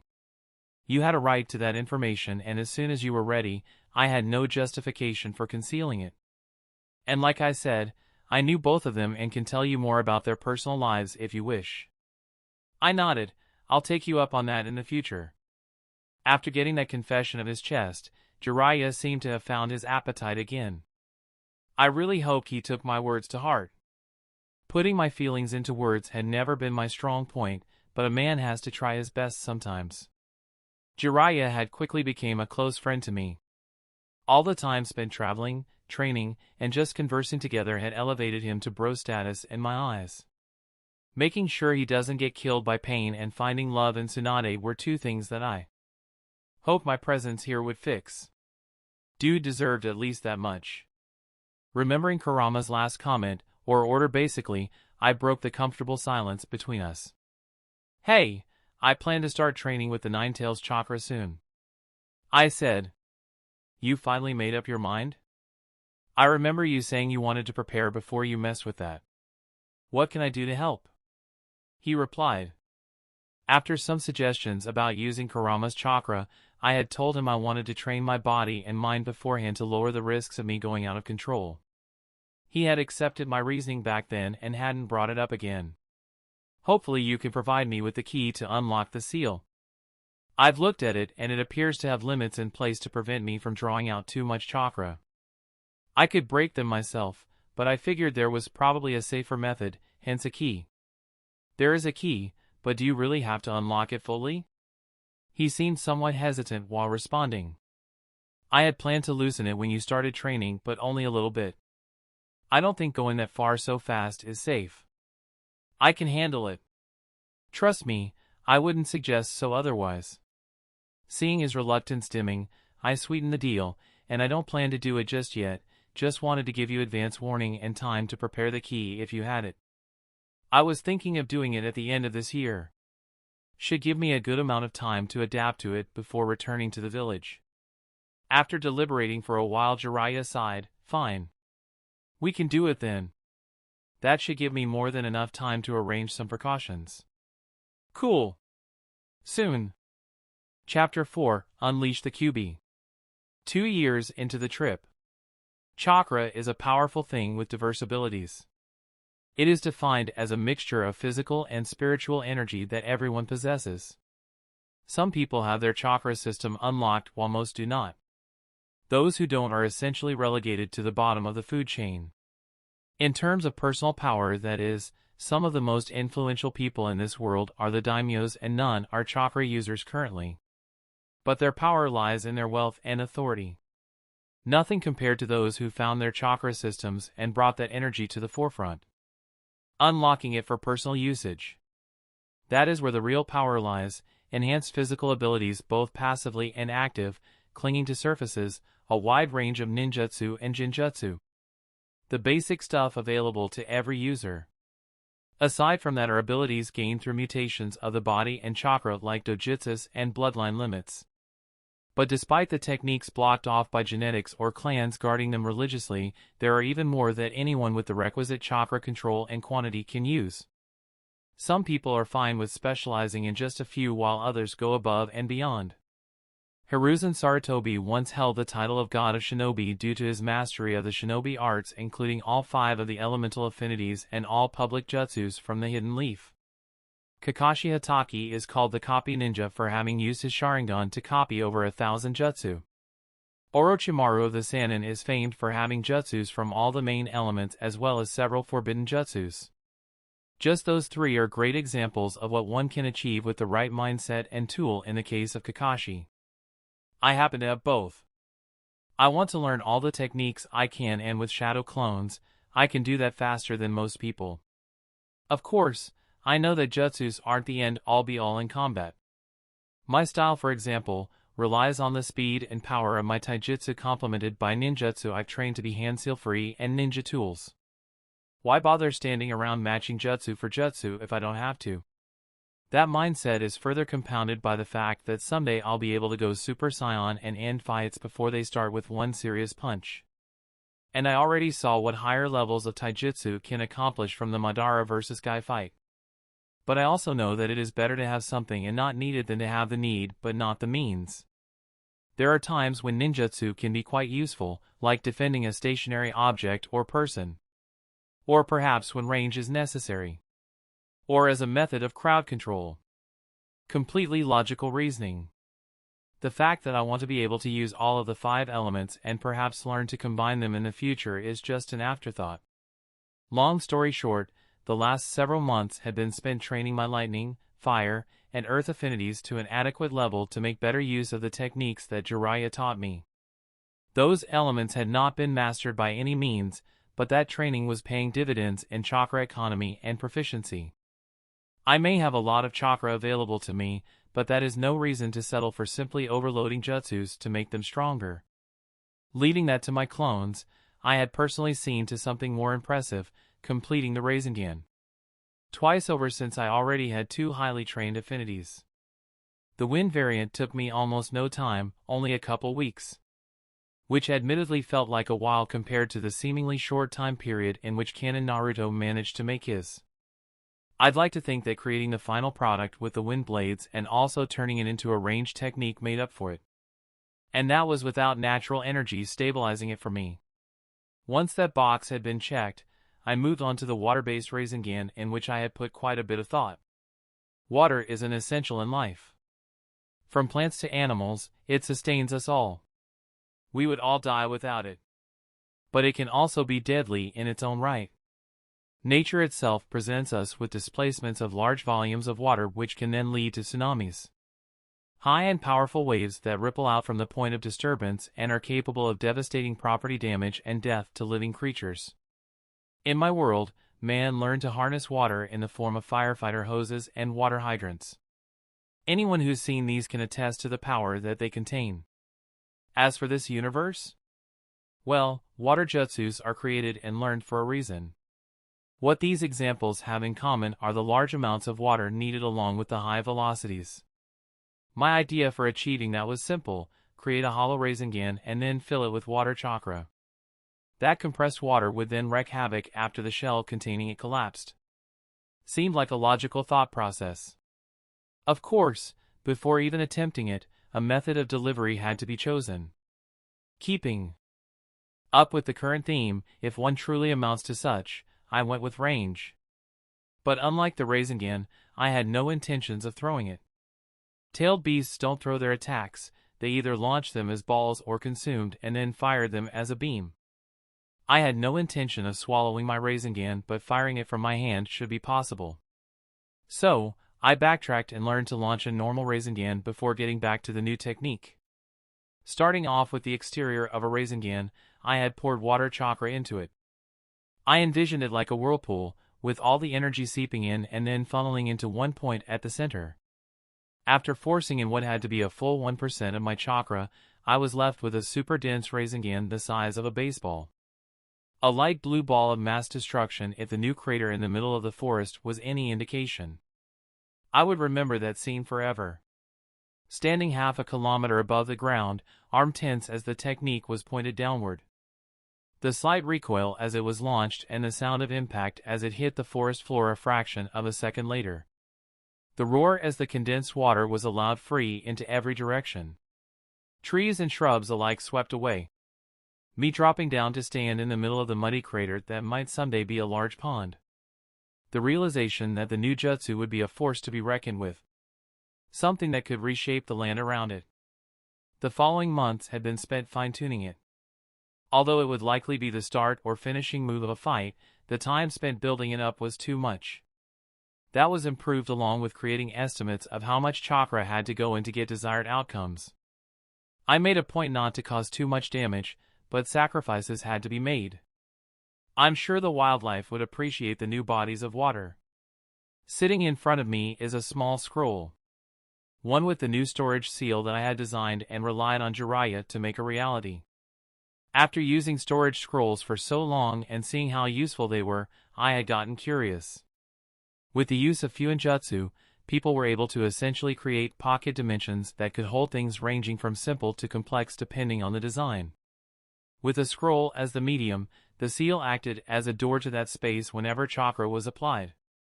My question had been simple: could there be more than one door to that subspace? I hadn't liked the fact that once created, a storage seal could not be easily altered. And if it was ever damaged?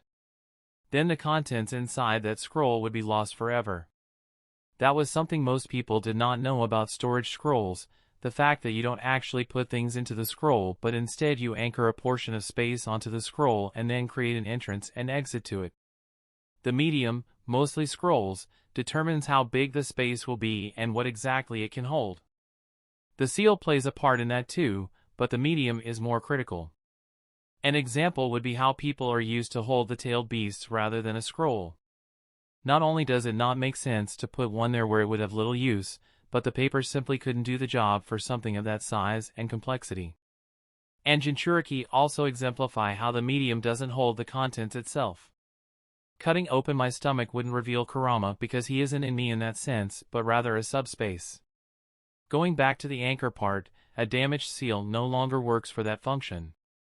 The space collapses and placing another seal onto the same medium only creates a new space.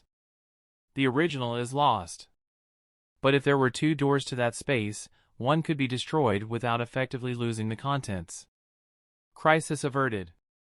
The fact that such a scroll could also be used to send messages between two people had been my selling point to get Jiraiya to help me. I was nowhere near good enough with Fuinjutsu to attempt something like that on my own and hope to succeed. Thankfully he had been happy to provide aid, and after 3.5 months, we had a working model. Two scrolls that shared the same subdimension. As long as only one was activated at a time, things could be sealed and then unsealed from either end. That was what I was currently waiting on.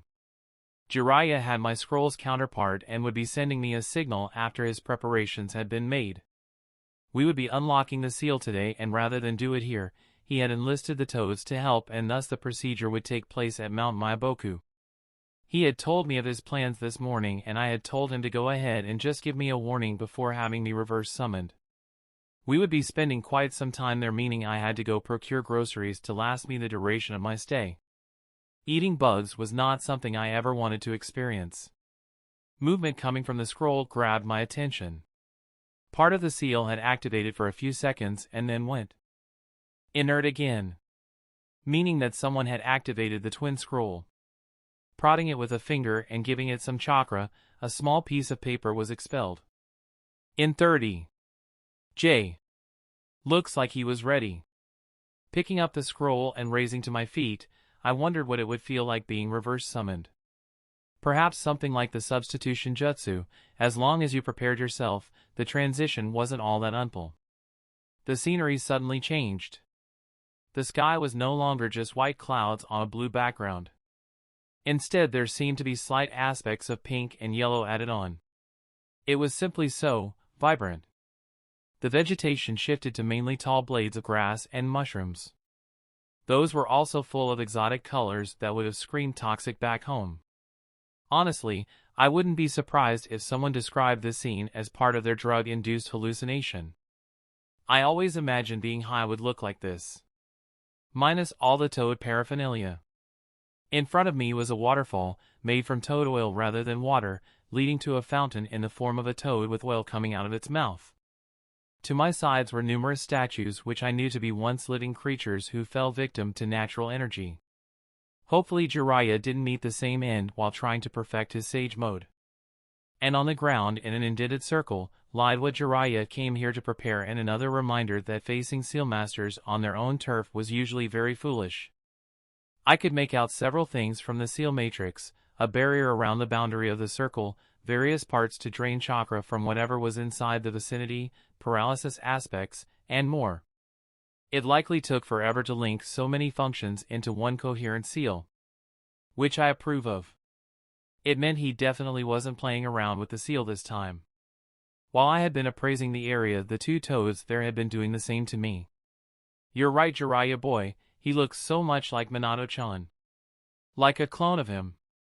Minato's looks and, until recently, Kushina's temperament, said Jiraiya with a chuckle. Turning to me, he introduced the two toads on his shoulders. Naruto, on my right is Fukasaku-sama and on my left is Shima-sama. They are elders here at MT Myoboku and are above even Gamabunta, the chief toad. Elders, this is Naruto, Minato's son and my current pupil. Welcome, Naruto. We are pleased to finally meet our latest summoner, said Shima. She was relatively small for a toad summon, both of them were actually.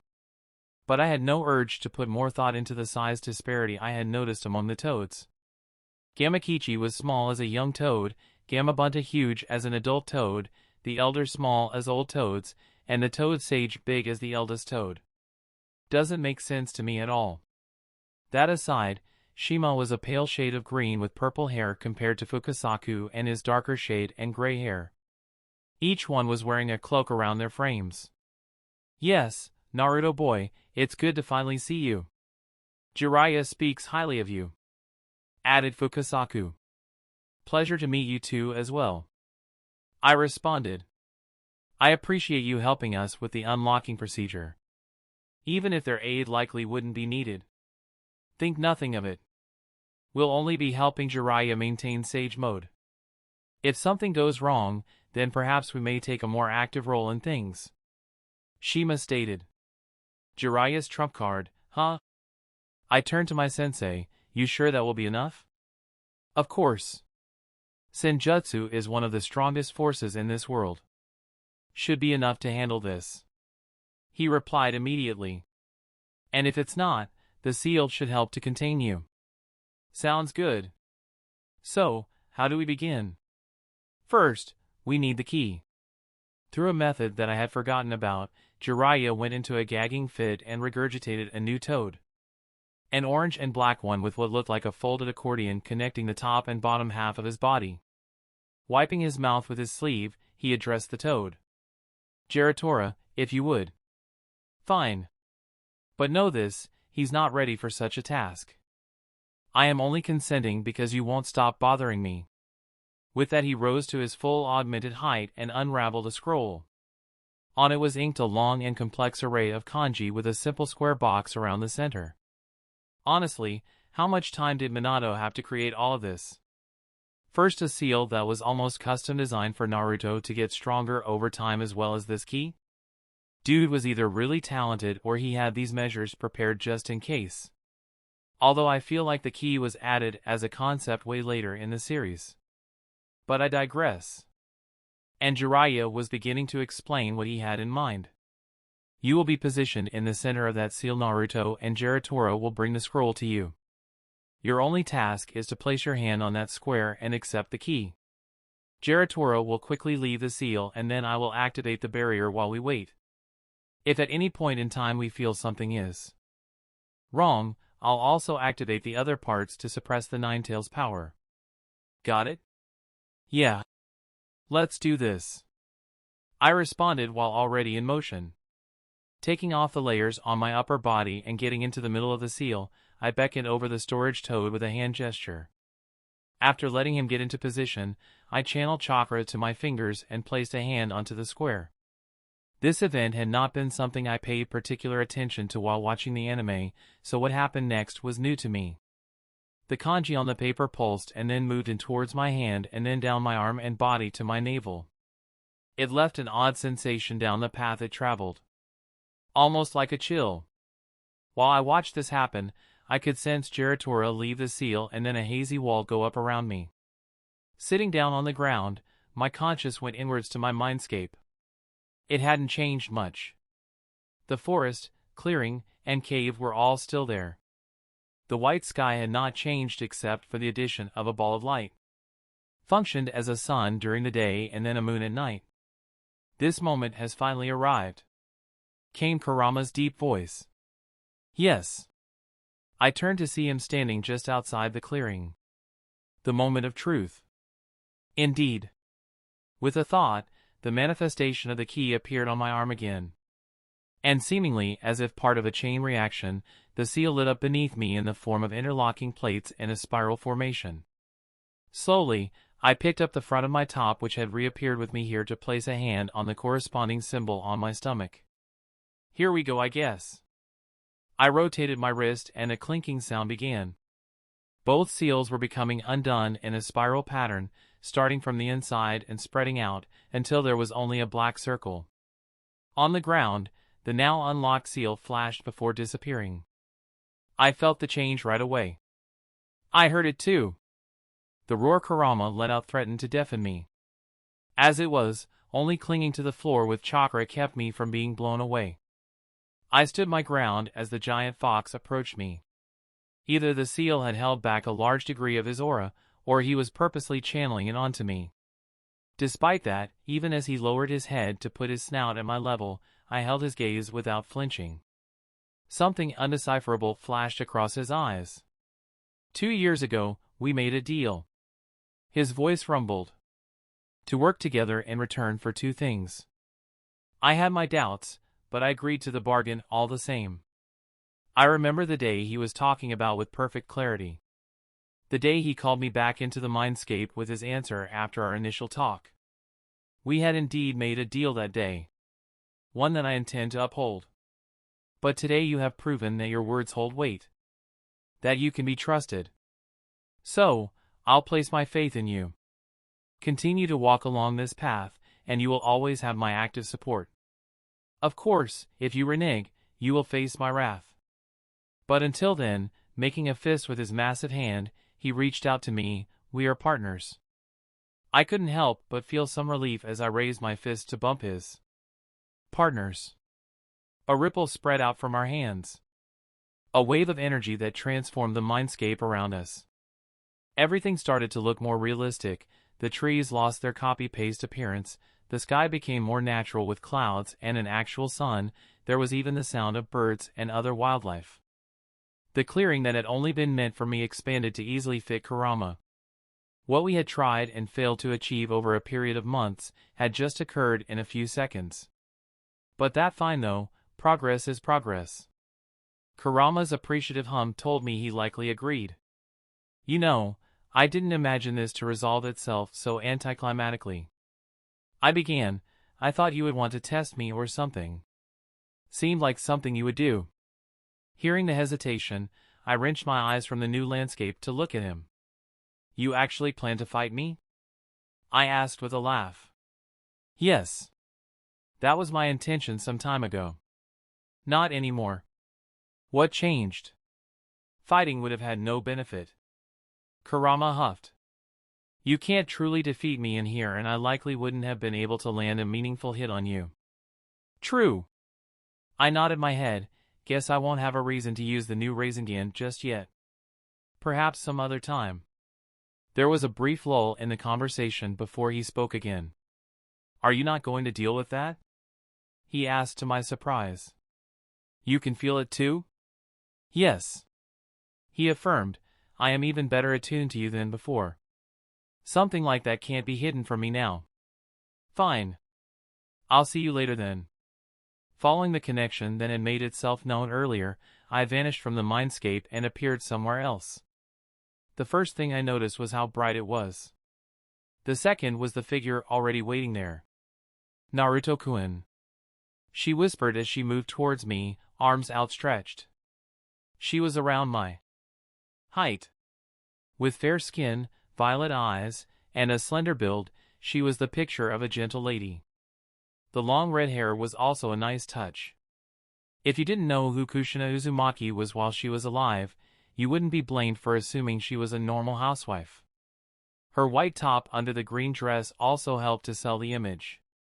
Of course, you would be wrong. Hell hath no fury like Kushina when enraged. Jiraiya had provided me with the inside scoop.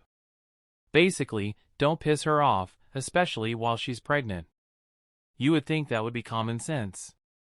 Not to Jiraiya. She's not pregnant right now, but it doesn't make what I have to do soon any less scary. Not quite, was my response.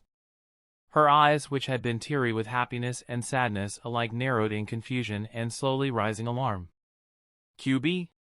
Not that either, I began. I am Naruto and more. A mixture of my previous self and a transmigrated soul.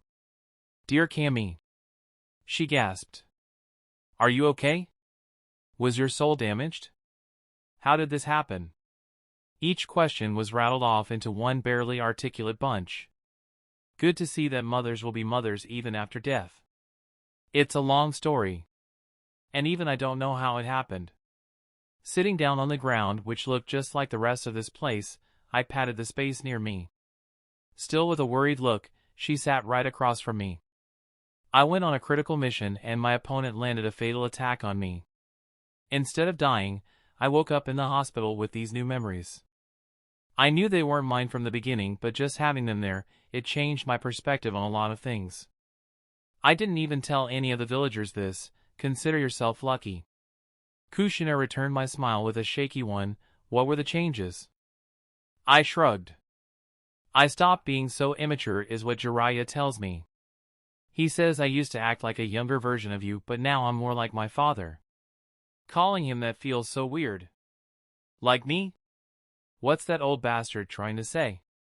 Her face became almost as red as her hair. I wasn't immature. His words, not mine. Believe it! I said, channeling the old Naruto. That brought her out of her plans for vengeance. She stared at me with a funny look before bursting into a laugh. You definitely got that from me, you know. I would say it all the time, no matter how hard I tried not to.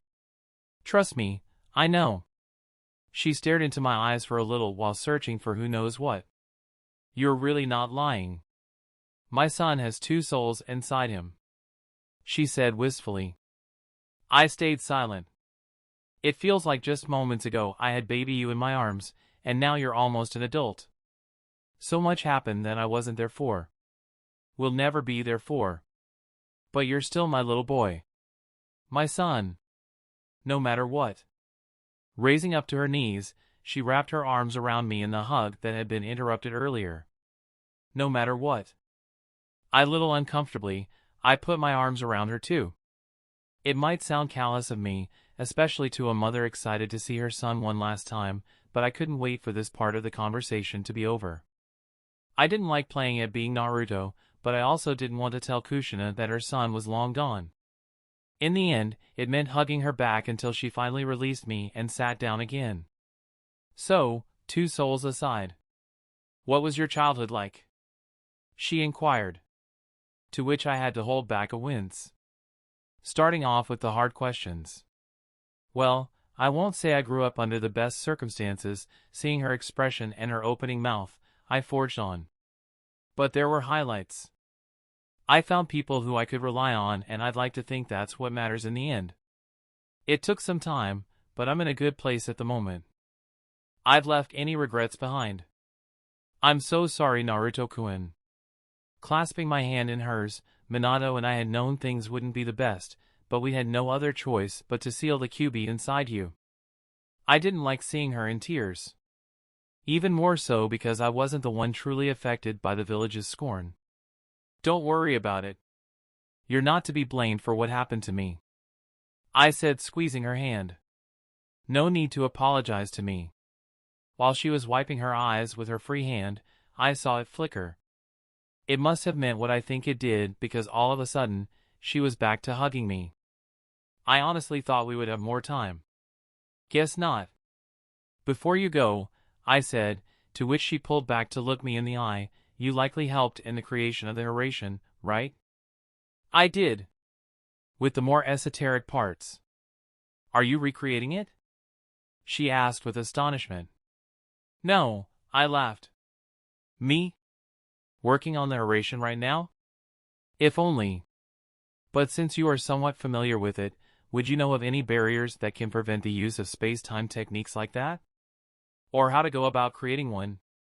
She quirked her head to the side and thought, well, I never created one specifically for that purpose, but out in the real world. I opened my eyes. That was quite the experience. And it was actually talking to Kushina that had been the most eventful. Although I had not expected to meet either of the parents due to not being at any risk inside the seal, I was grateful for the information that Kushina gave me. It wasn't a solid plan to restrict the Kamui, but it was a place to start. Add that to my to-do list after returning to the leaf. Slowly getting back to my feet, I looked to where Jiraiya was standing to see him already in his sage mode.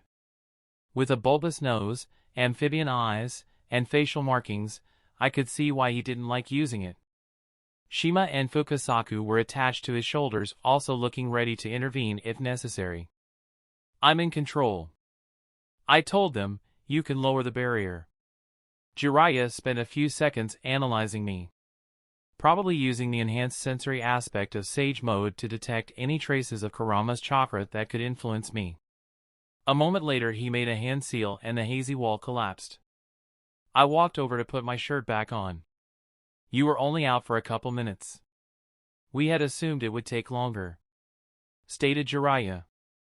And that there would be a noticeable difference, added Fukasaku. But nothing happened. That's not quite true. I walked over to the edge of the oil pool after getting dressed. You just can't see the difference until I do this. With that, I pulled chakra from Kurama for the first time since waking up in this world. I was able to watch the transformation occur on the surface of the pool. Like I suspected, instead of the initial Kyuubi cloak, we had moved straight into the second form. I had been wearing a black, long-sleeve top and matching pants, but one wouldn't know that now. My upper body was covered in a layer of black with yellow tomo around my neckline. The yellow coloration formed a line from my throat to my stomach where it combined with the black to form concentric circles, a representation of the unlocked seal. My pants and sandals were yellow now with a black line going down the front of each leg. Perhaps the most conspicuous part of the new look, aside from the blazing chakra cloak overall, was the haori that had formed out of nowhere. I could see more tomo on its collar and knew that there were other designs on the back as well. Aside from a layer of chakra also covering my skin, my face had changed a little. My pupils had become slits and the whisker marks had thickened. Well, what do you think? I asked my captivated audience. Jiraiya looked stupefied and the two elders weren't far off. Even Geratora the skeptic had an expression of shock. You still believe Sage Mode is the most powerful force you've come across, Jiraiya? I goaded him. That's impressive, yes.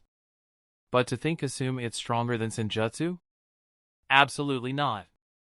Was his comeback after breaking out of the trance. There's only one way to find out, isn't there? I took a step forward, watching his eyes narrow. You've been getting overconfident as of late, Naruto. Perhaps it's time I beat it out of you. He got into his ready stance. Bring it, brat. I moved. I could see his expression of shock as my fist broke through his hasty defense and struck his nose. Watching him rocket off into the weird mushroom forest, I glanced at my chakra-coated hand. There was so much potential in this form, and outside of clones of me, a sage would be the best method of testing exactly what it could do. Good thing I had one handy. Feeling Jiraiya rapidly closing in on my location, I put that thought to the side and got ready to go all out. Goes. Shippuden timeline. Neji Hyuga was feeling an emotion that he always went to great lengths to hide from those around him. Uncertainty. All throughout life, he was called a prodigy. The best that the Hyuga clan had produced among his generation. Even if he was only a mere branch member. Success had been the precursor to that title, and after obtaining it, further success became an expectation. The clan, his superiors, his teammates, they all expected the best from him. Some were undoubtedly waiting for him to fail, but others were supportive and had only the best of intentions. Despite that, Neji couldn't and wouldn't allow any weakness to show on his exterior. It was something he grew up with, and even a lesson he had been taught by someone he would like to call a friend couldn't change that. It was his ninja way. But the fact remained that this mission was turning out to be more formidable than he had expected. First, it was the intense battle against the missing nin from the mist, Kisame Hashigaki. Called the Tailless Beast due to his vast chakra pools, which he had made great use of. Upon defeating him, Team Guy had discovered that it wasn't even the real rogue ninja, it was a copy. Likely one much inferior to the real threat. That experience had truly opened his unique eyes to the monsters that were S-rank shinobi. People with such strength that they were considered suicide for regular ninja. And there were 2 more of them that they were expected to fight. 2 who had supposedly defeated and captured a kage from one of the 5 main nations. An unsettling prospect. The sight of the multiple-eyed creature on the other side of the rock barrier had further raised his discomfort. It was only the presence of his sensei and then later the arrival of the copy ninja that had calmed his nerves somewhat. He also took solace in his teammates, Tsunade's apprentice, and even the representative from Suna. Every little bit would help in the fight to come. After learning of the mechanics behind the 5-seal barrier and pinpointing the location of the tags, Niji was in the process of equipping the wireless radios that Guy had brought. They were rather useful for circumstances like this. A simple solution to an obstacle that would have barred any team that wasn't composed of 5 Byakugan users. Now if only Lee would stop causing that irksome noise. He needn't have bothered thinking about admonishing him. His still active Byakugan allowed him to catch the next sequence of events and react to them, even if it was too little, too late. Guy-sensei! He shouted in alarm. The cause? The 2 quickly approaching chakra signatures. With one being so bright it was like looking at a miniature sun. And that was over a kilometer away. A few hundred meters out and the moving star dimmed in presence along with a drop in speed, but it still landed just outside the group before his last syllable could get out. The second figure was not far behind. Being a Jonin of the Leaf, regardless of how recent that promotion had been, Niji could immediately recognize Jiraiya of the Sanin. The red pigment and the horizontal bar around and in his yellow eyes had not been part of the description, but the overall appearance could only fit one person. If that's Jiraiya, then that means... He turned to the first figure again. The black and yellow armor was certainly new, as was the golden eyes, but the blonde hair and whisker marks gave it away. Naruto? He heard Haruna whisper. He did not blame her for questioning her senses. The sudden appearance and weight of their auras had momentarily robbed him of his higher thinking as well. Such presence. Just how strong are you now, Naruto? Was his thought that went unanswered. Niji would remember what happened next for years to come and credit it for why he threw himself into more rigorous training. Where are they? Naruto had asked with his eyes on the forbidden tag. Niji had thought it was addressed to him, but Jiraiya had responded faster with the coordinates of the 4 other tags. 5 clones had popped into existence and taken off in the required directions while Naruto had created a blue orb of chakra in one hand. At an unseen signal, the clone that had jumped onto the rock entrance tore off the tag and the barrier had fizzled out. 3 things had then happened in consecutive order. Naruto had pointed his palm holding the Rasengan at the wall and the jutsu had launched itself into it. The clone, who had flipped off the rock face, and Jiraiya both ran into the cave despite the pieces of rock falling down. In one hit Jiraiya shattered the skull of a blonde ninja sitting on a body while the clone had launched itself at the other bulky figure and decimated it with large fists seemingly made of chakra. Both had exited seconds after running in with the Kazekage on Jiraiya's large shoulder. They had barely passed by Naruto before he had unleashed a jutsu into the cave. The temperature had plummeted before the gust of freezing air even left his mouth, turning the inside of the cave into frozen wasteland. And just like that, the fight had been over. He had barely seen it with his eyes that could see through walls and descending boulders, so he doubted any of the others had any idea what had occurred just then. But from their faces, he had known they were likewise amazed. Naruto and Jiraiya had shared a look before the Sannin had called for a retreat. Everyone had followed, leaving only Naruto standing there, which had confused Niji before his eyes had presented him with the reason. Dashing away, he had paid witness to it all. His friend floating high in the air. The collection of black and white particles that formed a black ball between splayed hands. The technique being fired and the devastation it caused. Leaving no trace of what had once been there, no cave and no bodies. As the dead Kage was resurrected and his villagers came out in full to show their love for him in a heart-touching scene, Niji couldn't find it in himself to really enjoy the positive atmosphere. His mind kept replaying what had transpired. The ease at which two S-class shinobi had been utterly defeated. Two powerful criminals snuffed in seconds. And one of them by a clone of someone who had been around his level just years ago. A clone. After that defeat during the Chunin exams, Niji had started to believe in Naruto's dream of being Hokage. Maybe not right away because although he had the strength of personality, his physical strength was lacking. But he had seen him easily acquiring that power in a decade or so. Maybe longer. Instead, he seemingly had it right now. In 2.5 years, Naruto had eclipsed the entire Konoha 11. Maybe the entire village. Was there any single person who could contend with someone who could remain out of reach and rain death upon them? Create craters the size of the one he had just seen? Perhaps the loyal sanin. Was Naruto S-class already? Based on the little he had seen, it was possible. That made him reflect upon himself. What could he do in order to improve? He had and was already doing everything that he could to get stronger. Was he missing something? Perhaps Guy-sensei would have suggestions. And asking Naruto wouldn't hurt either. And thus, having a plan of action, Niji put those thoughts out of his mind.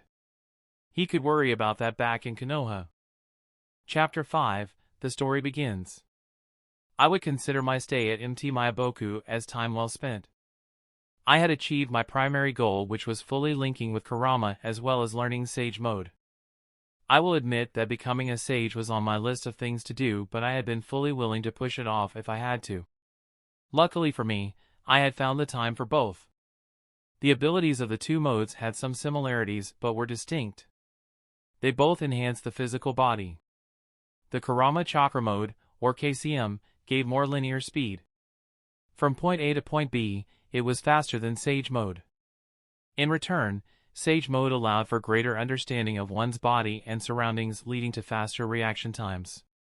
Strength went to Sage Mode and stamina was hard to decipher due to neither mode having a limit that I could test. KCM came from Kurama while Sage Energy came from nature. One would take a long time to deplete while the other was infinite as long as I had a way to continuously absorb it. Which I did. Durability went to KCM mode. Regarding extrasensory abilities, KCM provided much greater range and precision to release, empathy, but only for negative emotions. Sage Mode improved my chakra sensing by a wide margin. It had greater range, was more precise, and was a passive ability unlike my chakra radar. As an extension of the greater understanding of one's body and environment, Sage Mode allowed for better situational sensing. Stealth maneuvers against a sage were almost impossible due to these traits. Sage Mode was the better enhancement for techniques. It provided both a boost in power along with greater control. A medic nin would benefit greatly from using Senjutsu, assuming they had the large chakra pool and strong body to evoke Sage Mode. KCM only augmented power as it allowed for more chakra to be used. They had other traits unique to each state. Using Frog Kata, which I was surprised to learn was its actual name, a sage could take the natural energy and surround themselves with it. From there it could be used as an extension of their body to increase the range or power of their strikes. That energy was completely invisible to all senses unless one was also a sage. KCM allowed for the use of chakra limbs. They could essentially come from anywhere on the cloak, which added another degree of unpredictability. They helped close the strength gap that existed between that form and Sage Mode. And finally, there was the Kurama avatar. Although only the young half, it was still the full size of Kurama when he was let loose on the Leaf Village, something that Jiraiya and later Gamabunta confirmed. That was one of the reasons I had been happy to unlock the seal and then test my abilities far away from the elemental nations. Keeping something of that size private would have been impossible. And I was all for having secret moves in my back pocket. The training the two forms required had been different. They both added onto my baseline stats, but only one of them gave me perfect understanding of how to make use of that boost in abilities. So, unlike Sage Mode, I had to learn to maneuver with KCM. Learn how much effort to exert to get the desired outcome. After that came incorporating all aspects of combat while in the shroud. Upon getting a good grasp of using the chakra cloak, I had moved on to learning to harness senjutsu. Something that Jiraiya had been refining while I was busy. Either due to having me there with him or just having that span of interrupted time to train, but he made great progress with his sage mode. The day he was finally able to enter that state by himself with only the standard changes was one to remember. It was interesting to note the difference in the color of the pigment around his eyes compared to canon Naruto. His were red, a color already associated with him, while Naruto had orange, a color that he was infamous for. Lead me to think that personal preferences played a role in the final outcome. Until I obtained sage mode with orange pigment as well. So, either preference didn't matter, or I had vestiges of Naruto in me. It was disappointing either way. Casually inferring about the benefit of clones and sage training had seen Jiraiya passing another benchmark. I was happy that both of us had gotten something out of the trip. In the end, I had managed to stack the two modes to get the best of both worlds. Furthermore, I had been able to control the KCM to the point where I hovered just under the threshold that would bring forth the full shroud. It provided a fraction of the physical enhancements but was more discreet. I only gained the golden eyes from the full transformation. It had no specific name, but I could maintain it as long as I was conscious. I'd like to think it looked like a personal dojutsu. Our departure from MT Myoboku had been heartfelt. They were a nice bunch and their hospitality had been great. I had also gotten the confirmation that Gamakichi and his friends had completed their training and were okay to be summoned. I likely wouldn't need them for battles much, but they were enjoyable to be around.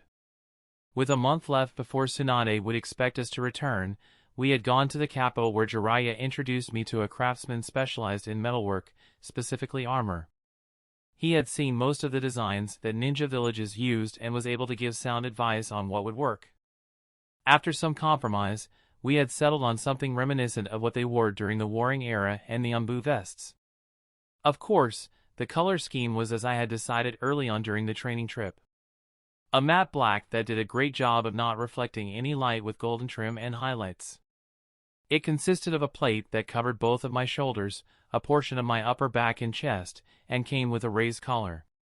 Two other plates were then used to cover both sides of my torso. Connecting them all were a series of straps made from something that looked like thick ninja wire. One went from the top of the chest plate to the top of the back plate, holding them up over my shoulders. Another was used to hold those plates tight to my body and were connected at the side. The last set were straps that went into my pits and held the shoulder plate down. Due to the way they were positioned, only the ones at my side were visible. Not that any ordinary strike could sever them, they were very durable. In that manner, the three separate pieces combined to form one cuirass that didn't limit my range of motion while protecting the essentials. Besides that, I had also gotten a set of embraces and a new forehead protector. My old one hadn't been damaged, I had simply wanted a different one. It was a replica of Jiraiya's, except it had more prominent horns that pointed straight up and rather than it was engraved with. A rather appropriate act of symbolism that everyone should strive for, not just me. Drawn onto the equipment were a number of seals. They were numerous and had taken quite a bit of time, but being able to anchor seals onto something close at hand was one of the reasons for my purchase of armor. With Sage Mode and KCM in my back pocket, I had natural defense measures for high-level combat where the odds of being injured were present. But the armor provided me with a convenient place to have seals rather than depend on scrolls, which took extra time. So, that whole endeavor may have been a result of my vanity, but I appreciated the appearance and functionality of the get-up, nonetheless. A person had to know when self-reward was appropriate after all. It was the least I deserved after wrapping up a training trip that had seen me rise from a mere pawn in someone's plan for world domination to a significant player in the game. Because regardless of how much I had known, being weak would have doomed me in the end. But circumstances had changed and thus, fate would be rewritten. Goes. We had been making our way back to the Leaf Village when a messenger toad had reverse summoned itself to us. Urgent news had come from Suna, so in an attempt to hasten the process, Tsunade had sent the notice through her summons. From the home of the slugs, it had taken only a few hours to get to MT Myoboku, and from there they simply sent a toad with the message. It was a rather crafty way of communicating between two summoners when location was unknown. Our hasty journey had taken us on a path that bypassed Konoha and led directly to Suno, where we had picked up the trail left by Kakashi and the gang. One stop to rest and then another for Jiraiya to summon the clone left behind to gather nature energy, and then we had been in position to blitz in. Honestly, Sasori and Deidara were not the type of ninja that posed a legitimate threat to us. They were the kind that used their special techniques at range, so being landlocked and in a cave with only one exit? Might as well be sitting ducks. Gaara had already died, but Lady Chiyo had revived him like I had hoped. That possibility had been what I had banked on when I decided to make no mention of sending a two-way scroll to Tsunade. Fortunately, it worked out.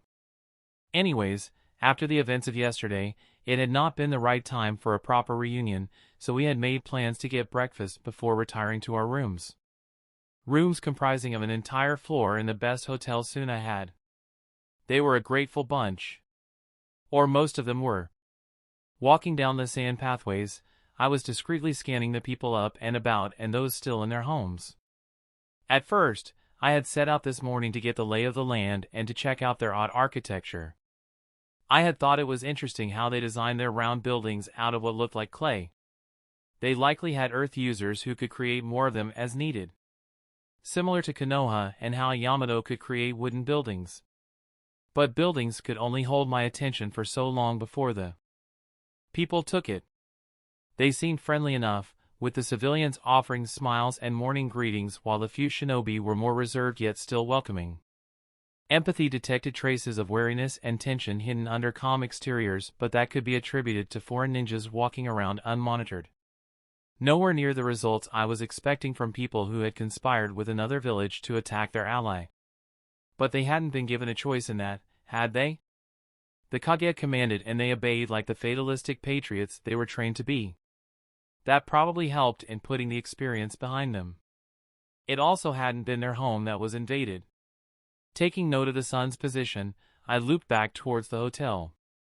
Across from it was the restaurant we had picked, and since Jiraiya's signature was in there, the others were probably there too. I pushed the cloth entrance aside and yup, everyone was present. "Naruto, over here!" yelled my pink-haired classmate from where they had combined multiple tables to fit the whole group. The three actual adults were sitting on one corner talking, which left the teens to converse amongst themselves. "Sorry for the wait. Woke up early to go exploring and lost track of the time," I explained, taking the open seat between Sakura and Niji. "Didn't mean to keep you all waiting." "It is no problem, Naruto-san. We haven't been here long." Lee spoke up. "Good. So, looking around the place for a server, should we get to ordering now? Give me a quick moment to look at the menu." "Actually, Naruto, we already ordered," Jiraiya informed me from the adult corner. "I picked something that I'm reasonably certain you will like: steamed rice, miso soup, soybeans, and some water to wash it down." "My treat." "Sounds good. Thank you." I gave him a nod before turning back to the others. Unlike the adults, they had all changed over the last 2.5 years. All had gotten taller and filled out into proper teenagers. The attire was similar enough to what I remembered from the second part of the series, all customized rather than the usual wear of Chunin and Jonin ninjas. The closest to that standard would be Lee, and that's only because he's wearing a flak jacket over his green tracksuit. Mentally, I changed the possibility of Lee being Guy's son from maybe to likely. That resemblance is uncanny. "It's good to see you all again. We haven't had the chance to speak properly until now, so how is everyone doing? Been keeping busy, I would assume?" Although I didn't feel the same way about these people as Naruto did, I was still happy to be around familiar faces. There was a sense of nostalgia there. Busy is an understatement. "You would not believe how hard Tsunade-sensei has been driving us," Sakura responded. "Can't say it wasn't effective, however. Aside from that, I can't really complain. The last few years were good to me." "That's what I like to hear." "It's not too surprising, really." Tsunade took a girl who knew almost nothing about the medical arts and in 3 years turned her into, not exactly an expert, but something close to it. Makeup guy was alive because of Sakura after all. How about you three? Actually, do you still go by Team 9? Not anymore, we're all past that now. Tintin replied blithely before mock saluting. Team Guy, at your service. Indeed. Nodded Niji. Since every member of our team advanced past Jonin, our old team number was inserted back into the cycle. Tintin and Lee are Chunin while I am a Jonin. Jonin? Congratulations Niji, I always thought you would be one of the first to make it. You and Shikamaru. He just gave me another solemn nod before I turned to the others. Not that making Chunin isn't an accomplishment you 2, or 3. Sakura? Yeah, I got promoted too. She confirmed. Okay, I did have my doubts about, but I'm happy to see you prove them unfounded. Good job. I nudged her arm and smiled to make sure she knew it was a joke. She rolled her eyes, but smiled back. But really though, I missed a lot. It was for the best, however. You honestly did. The Pinkette replied with a smirk. I sensed a comeback. Out of our class, you're the only Jonin left. Kiba isn't going to let you forget that. Humph, you make it sound as if I spent my time away doing nothing. I scoffed. Let him say something, I'll teach him better. Won't win by farting in his face this time either. I am most curious Naruto-san, started Lee, polite as always. Stressing over honorifics isn't my thing, but I realize it's a custom here, even among peers, so I don't let it get to me. At least he didn't call me Naruto-kun. Or Chan. I became somewhat accustomed to it at MT Myoboku, but that's only because the elders are decades older than me and mean well. You are stronger than before, very much so. What tactics did you use to fan the flames of your youth? Funny you should ask that. I leaned back and panned an eye over the group to see everyone watching me. Guess my entrance really caused a stir among them. I followed in your footsteps and placed special emphasis on taijutsu and my physical capabilities. Truly? He looked really excited to have found another taijutsu enthusiast. Can't blame him as it's a good thing to be skilled in. A ninja's bread and water. And a better base body means my various amps become more potent. Yeah. Lots of spars with Jiraiya and training with weights. Don't know how it compares with your training, but I think it worked well for me. Really well, I would say. But you also learned new jutsu, didn't you? Asked Niji. I had not been aware the Rasengan was a ranged technique. Assuming I am correct regarding the jutsu you used. Don't forget the jutsu you used to freeze the cave. He didn't have that before he left either. Sakura pointed out. You're right, both of you. I have a few techniques which complement my current fighting style. Not so much the second one, but the Rasengan will always be a favorite. Makes sense. It's a strong technique. What I want to know is where you went during your trip, anywhere interesting? Despite Tintin's open-ended question, her eyes ran over my forehead protector and my arm guards, which keyed me in as to what she really wanted to know. A lot of places, but most recently the capital. I saw no reason not to answer that bit. Not many ways it could come back to bite me. Jiraiya has a contact there who helped me design and forge the various pieces I'm wearing now and the armor from yesterday. If you're ever there, ask for a smith named Hanisher and tell him I sent you. Might get a discount. We'll keep that in mind. Why infinite? She pressed. That was a good question. My horn forehead protector was based off Jiraiya's, but when it came to what I wanted engraved on it, I ran into a wall. Ideally, it should have been something that I identified with, like how the old pervert chose oil due to his summons having a connection with the substance. I liked the Toad clan, but I certainly wasn't as close to them as my sensei was, so that was a no-go. I already have the Uzumaki patch on my right shoulder, and putting the leaf symbol on it would have made getting a unique protector pointless, so those options were struck off the list. I also considered putting a Rinasharingan there purely for the image, that horns, and a third I would paint, but I ultimately decided that was a bad idea. If certain parties in the know saw that, it would raise questions and make them wary of me. No, It's best if they keep underestimating me. In the end, my mind returned to my goal. The purpose that I had set for myself from the very beginning, to rise to the top and thrive in this world. The more I thought about it, the more obvious it became that reaching S rank was not enough. Not even the upper tier of that class. To really thrive, I needed power. Power that probably hasn't been seen in this land for centuries. My mind had catalogued all the issues I had to deal with: the Akatsuki, Sasuke, Orochimaru, Black Zetsu. Aside from them were potential threats. Madara Uchiha being resurrected and getting his original Rinnegan. Kagaya Akatsuki, the lady hidden in the moon. And then whatever Kishimoto, or whoever it was, put into Boruto. Following after the war arc means that those antagonists would have to be incredibly powerful to have any meaning to the storyline. Either that or cheats. The problem is that I never took an interest in the sequel to this series aside from the occasional YouTube fight. I would be going in blind. Meaning the only way to ensure victory was to be stronger. To have such overwhelming power that when the time comes, I'd curb stomp my enemies like Madara did to the Shinobi Alliance.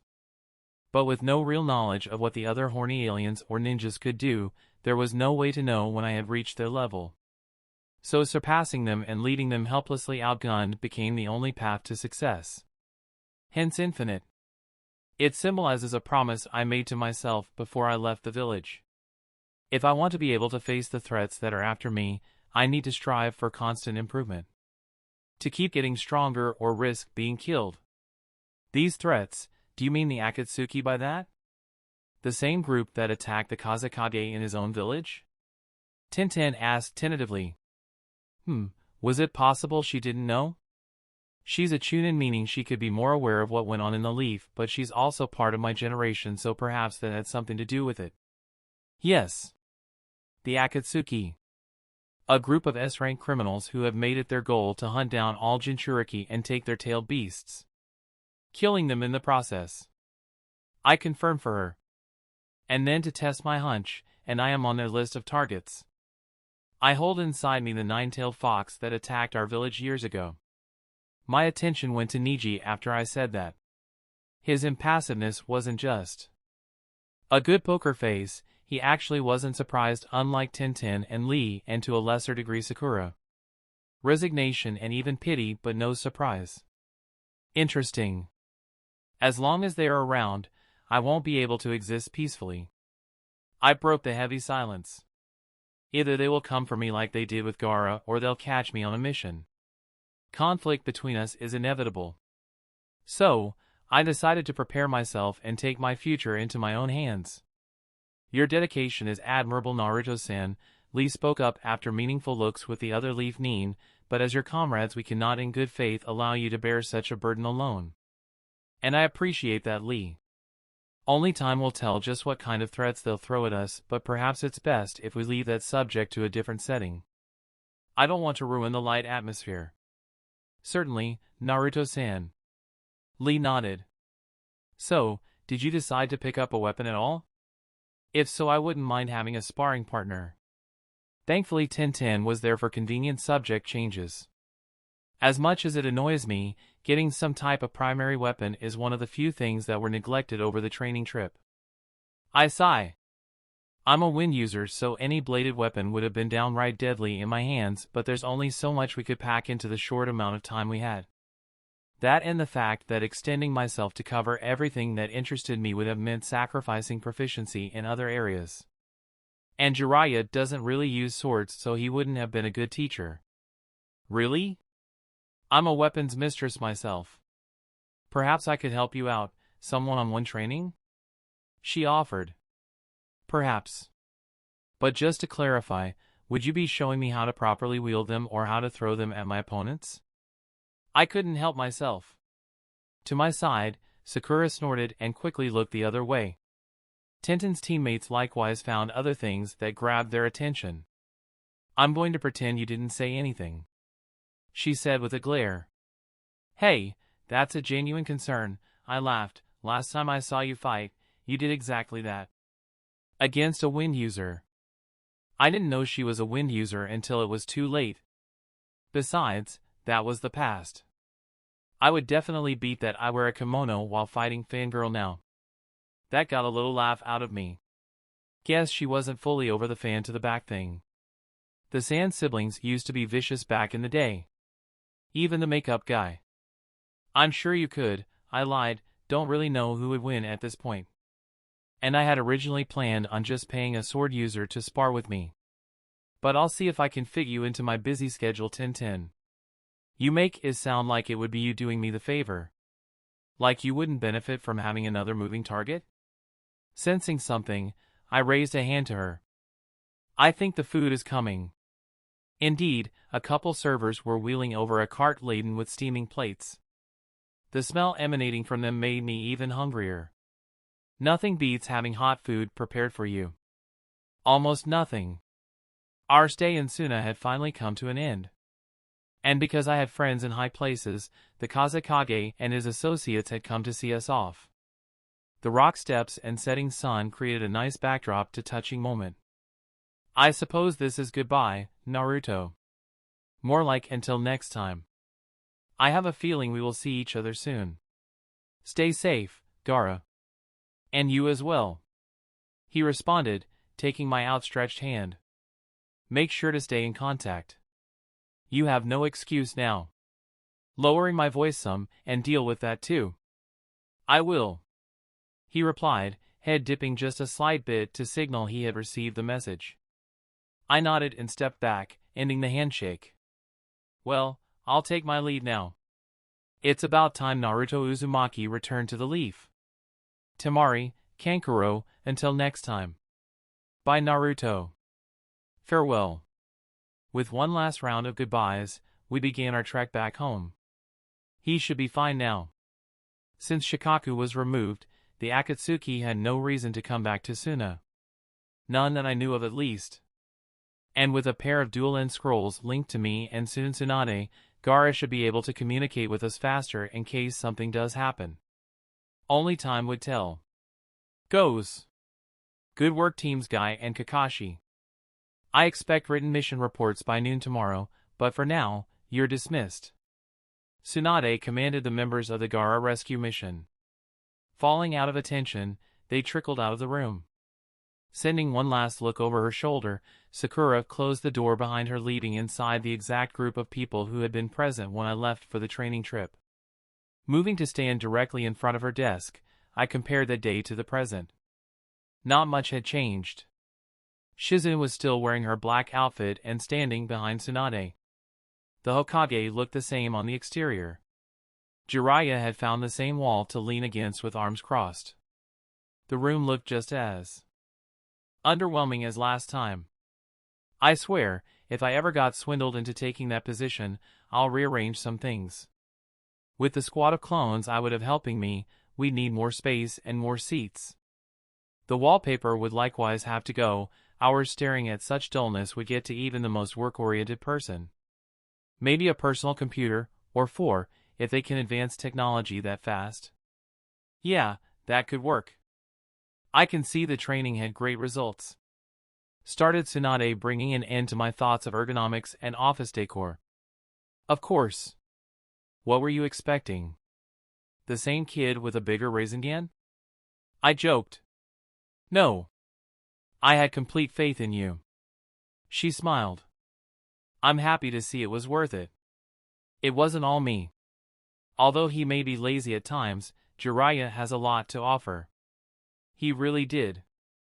I can't make excuses for his canon counterpart, but this one just needed a slight push and an attentive student to really shine.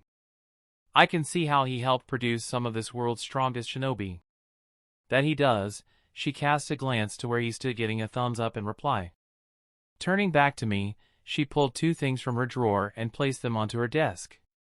Jiraiya sent me word of your progress and the missions you did. Here, this is well deserved. Catching the sealing scroll and releasing its contents, I held a green flak jacket draped over my arm and a smaller scroll in my hand. Naruto Uzumaki, you are hereby given the rank of Special Jonin and the responsibilities that come with it. Do the village proud. Tsunade declared officially. That scroll has the basics of your new position. I don't think I have to tell you to read it soon, do I? No, you don't. I put the items back into the storage scroll. The jacket would likely remain there as I had no desire to wear it. The manual would be read later. I didn't ask for it, but since you offered, I'll accept this promotion. She snorted, letting go of the Hokage air. Was there any possibility of you turning it down? She asked. Not really. I wouldn't want to be the only genin from my graduating class. Sakura's taunt got to me. And genin were heavily restricted in the departments they could access in the village. This would unlock some doors for me. I'm sure it would have been amusing watching you take the Chunin exams again. She said with a laugh, I could have won big betting on you. I doubt anyone would look at me and then bet against me. I countered. You do have the look of a strong ninja. She agreed and then talked over my response, a bit pretentious but strong nonetheless. Jealousy is not a good look on you, Tsunade. Wiping a hand across my new forehead protector. What's in the other thing? Oh, this is your key to your new apartment. I signed the papers in your name and used the rest of the money to furnish the space. The address is written down. Thank you. I reached out for the parcel. What about food? A genin team was assigned a D-rank mission to stock your fridge and shelves. I believe it was Konohamaru's team actually. Perfect. And actually, I have something for you as well. Sending a pulse of chakra into a seal on my left gauntlet, I handed over what came out. A scroll? Wait, one for storage. And blood and chakra identifying elements. Tsunade commented while analyzing it, it's better than a common storage scroll, but why exactly do I need this? Prime it and then I'll tell you. Go on, it's not dangerous. Doing just that with a drop of blood and a chakra infusion, the ink flashed red and then went back to black. It's done. Good. Now, that seal is something Jiraiya helped me create, I explained. As my spiel came to an end, both Tsunade and Shizune, who had crept forward for a better view, were looking at it with calculating eyes. My lady! Think of the possibilities. We could dash. I know Shizune. So simple in concept, yet this could be extremely beneficial to our ninja. She sent a glare at Jiraiya. Why didn't you tell me of this earlier? It's not his fault. I butted in. He helped me, yes, but it wasn't his creation. As such, it was entirely up to me regarding who got to know about. And I decided to keep it close to my chest until I found a way to secure the mechanics behind the seal. No one would be benefiting from my creation for free. Taking in Jiraiya's nervous smile and my unapologetic expression, she huffed before turning back to the scroll. This is connected to the one the Kazekage holds? At my confirmation she continued, could you make some connected to me on one end but open on the other? I can. I have a system in mind that could work, if you are indeed thinking what I am thinking. Give me a day or so and I can make you multiple sets. Fine. I have other questions, but I suppose you would want to settle in first. Stop by the hospital tomorrow around midday and then return here. Got it. See you tomorrow. Bye, Shizune. Later, Jiraiya. While heading to the door, I pulled out the parcel with the key and address. Now, where exactly is this place? My first reaction upon walking into my apartment was a positive one. Located in a nicer district with a greater shinobi presence, it was a real upgrade from my old one. The front entrance opened up to the main room with an alcove to the left side where the kitchen was located. A short hallway at the back led to two doors, one was the bathroom and the other the single bedroom. As Tsunade had promised, each area had the appropriate furniture and the kitchen was well stocked. It still lacked the personal touch to show someone was currently living in it, but it would make quite the bachelor pad. Just needed some decorations. And one more thing. Going about unsealing various scrolls from my armguards and then unsealing my belongings from those, I placed everything onto the bed. It wasn't a small quantity: clothes, souvenirs, cooking supplies, and other miscellaneous items. I kept almost everything I owned in seals, which is why I had gone to such lengths to protect them. It just so happened that the method I used had other applications as well. Setting aside my sealing equipment, 2 shadow clones came into existence and grabbed them. They had the task of adding protections to the apartment. Nothing outrageous like the 5-seal barrier, but convenient all the same. Proximity seals around the door and windows to detect people who would try to enter the apartment. Privacy seals that are public knowledge, these were used in the Hokage's office and other important buildings. They prevented members of the Hyuga clan from gazing through walls at their leisure. Needless to say, they were a well-guarded seal, and only Jiraiya, being my sensei, had given me access to them. Other privacy-oriented seals would be added, but they were of lesser effect. Moving around the room and organizing my belongings, I thought of my plans for the immediate future. The Hokage expected more dual-ended storage seals tomorrow, which was easy to manage with the aid of clones. As long as she provided the scrolls for them. They weren't overly expensive, but I would need a large number as each set required 2 of them. My funds were rather low after my recent expenditures. She also wanted me to get a medical examination before going back onto active duty. Or that was my reasoning for the hospital visit. It was likely, though, my information from years ago needed to be updated for the registrar. Going to see some old faces was on my list of obligations as well, but reunions would be postponed for a while if I couldn't get them done soon. Because in a few days I would have to leave the village for a special rendezvous with some snakes. When I had silenced Sasori before he could expose his secret, it hadn't been because I forgot about his little spy. Rather, it had been because I already knew that I didn't give him a chance to talk about it. The meeting being exactly 10 days after his defeat had made it easier to remember the when. And approaching the where like a multiple-choice exam on a map of the elemental nations had gotten me the Tenchi Bridge. It was the one of 2 that sounded familiar, and the other one was where Kakashi's life had gotten derailed. So, with the necessary information, there had been no need to allow others to hear about a spy with connections to Orochimaru.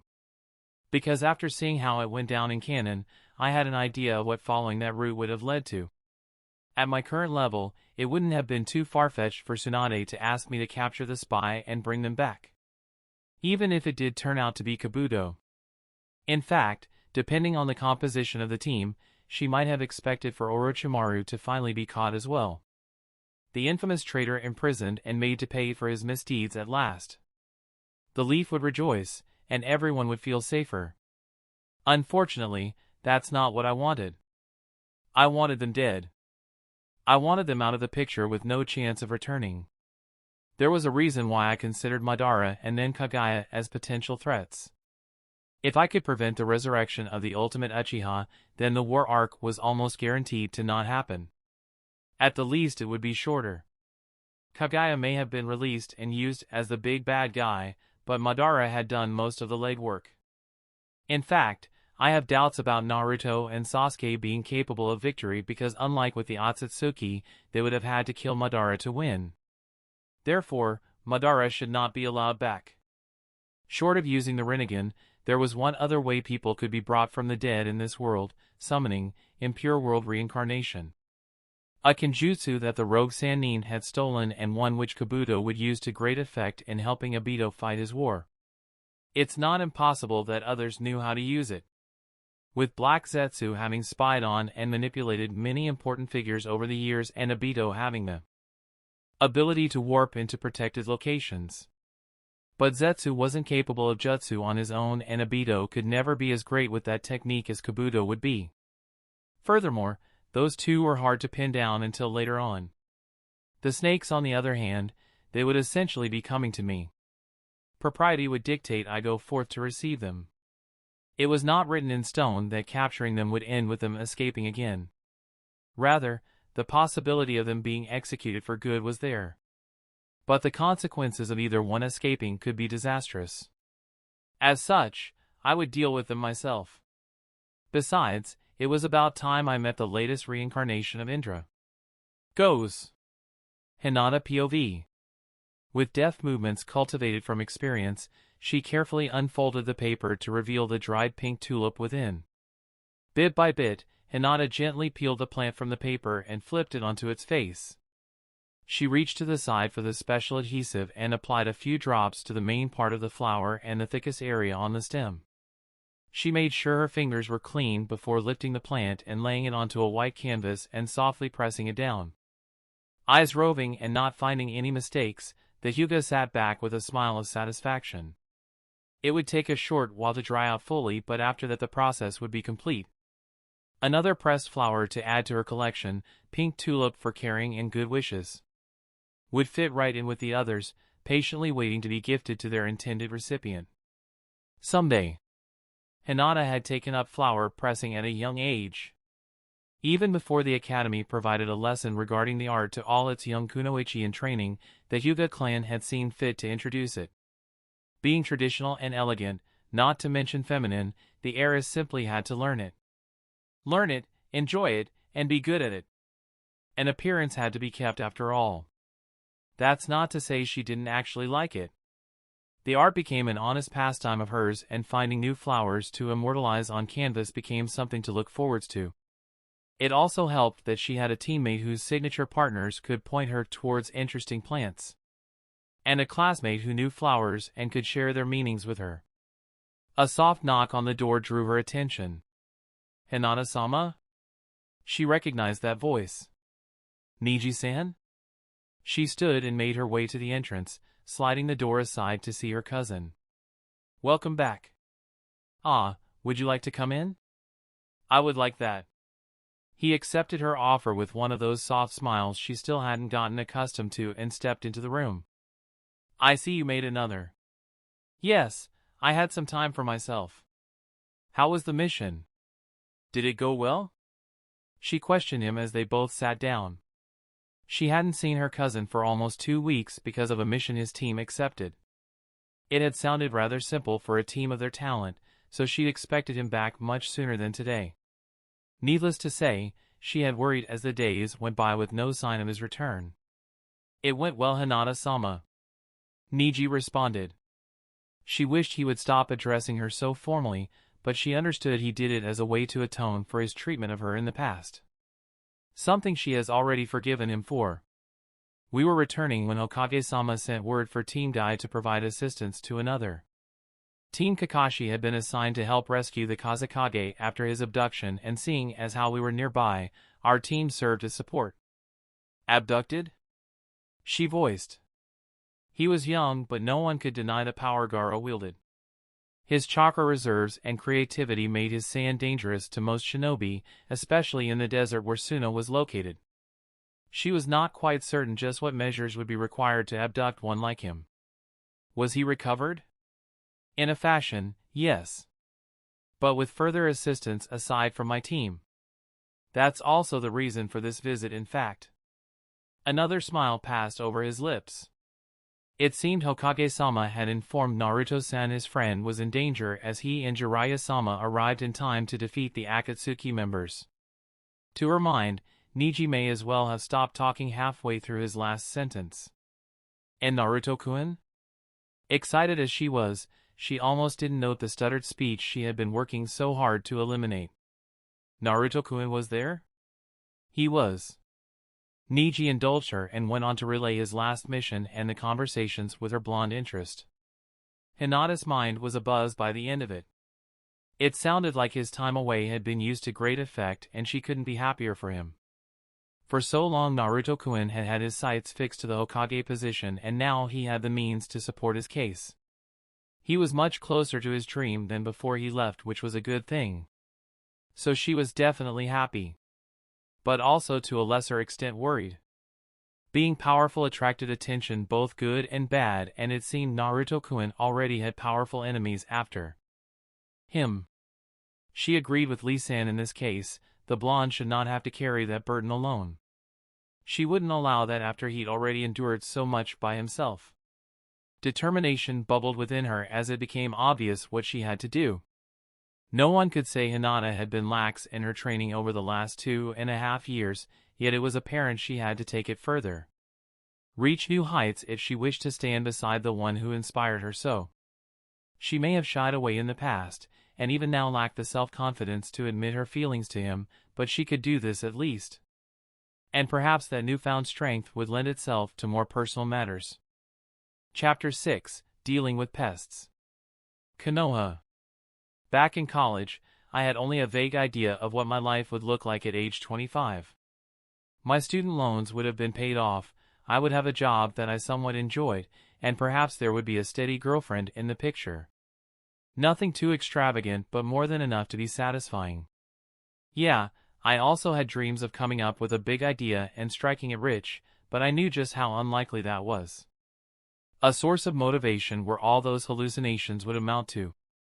Of course, my current reality is even more fantastic than those dreams. Supernatural ninjas? Actual plots for world domination? Being in the very center of it all in a new body? Honestly, it was a lot to chew at times. More so because it was all from an anime I was very familiar with. Makes me question the logistics of it all. Was Kishimoto the creator of this universe? Or was he just viewing the events from Earth? But if he is the god of this unfinished story, as of what I remember of my old life, was he out there adding in details that were twisting the timeline? Would I someday run into something specifically designed to wipe out Naruto in an attempt of character development for Boruto? There was no way to be certain, and thus the best response to those queries was to push them aside and focus on the present. Needless worrying would only stress me out. Leave me with hair like Jiraiya's. Not a good look on me.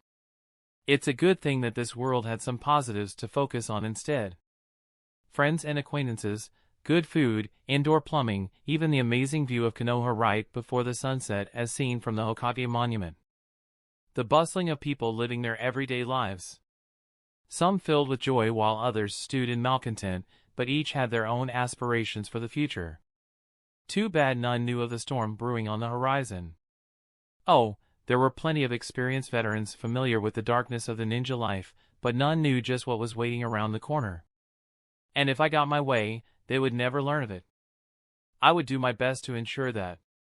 Not for the Leaf per se, even now there are some with lingering animosity towards me, but for the different people I actually cared for and because of how bad the final endgame was.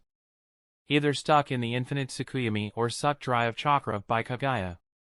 Both outcomes were undesirable and not something I would allow to happen.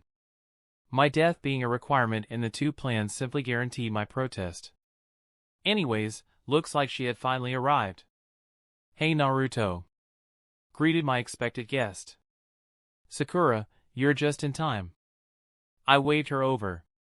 You've probably grown used to it, but this sight brings back memories for me. No worries there. I'll never get tired of seeing the sun set from up here. I think you picked a great spot to talk. She commented, to which I agreed. It provided a scenic setting along with privacy, one I enjoyed and the other I appreciated when it was available. Privacy could be hard to come by in a hidden village. Sitting down next to me on Minato's head, we spent a few moments in silence before she broke it. So, Shizen told me about your promotion. HHM? Oh, I received it the day we got back. It wasn't a total surprise to me though. I replied. I'll bet. You and Lord Jiraiya took out those Akatsuki shinobi so easily. You must be at least special Jonin by that alone. There's that, but I also figured all the missions I'd done over the past year helped my case. I shrugged. What kind of missions? She inquired. I started with a bandit elimination. Which ones to mention? Afterwards I did some find and retrieve for different clients, intel gathering, escorts, and even bounty hunting. It was an eventful year. Well, no wonder you got promoted. You probably have more experience than a lot of our friends. I can't even imagine what doing missions with you would entail now. More S-rank Nin? She shook her head. I can see why Lady Tsunade didn't reactivate Team 7. Actually, that's because I requested it. Let me explain, I interjected before she could get upset. I want to be able to pursue the Akatsuki, and Tsunade already had the idea of creating squads to hunt them down. So, I figured that with our new communication scrolls, whenever a squad found their trace, I would just head out to meet up with them. Having to bring others along would slow me down. Are you really that fast that Lady Tsunade would allow you to move alone? I am. Besides time and space techniques, I can probably travel long distances faster than anyone live. With the arrow step I could use my chakra cloak to its fullest without worrying about being seen by people on the ground. Incredible. You really benefited from that trip. I guess I would have been dead weight if we teamed up again, huh? Her good cheer from earlier less visible. No one could realistically be expected to keep up, Sakura. It's not a slight against you. And besides, after 2 months I'll be able to take any type of mission, meaning we could team up even if it wouldn't be an official Team 7 thing. Why 2 months? She asked, no longer as downcast. With the attack on Gaara, we believe that the Akatsuki is mobilizing right now. I go back to active duty next week, and for the following 2 months, I'm on standby in case we get intel of their movements, meaning no missions that go outside our walls. Oh, okay. That seems logical. I'm glad it did, because I had argued my case with that reasoning so I would have time to focus on important stuff rather than on filler missions.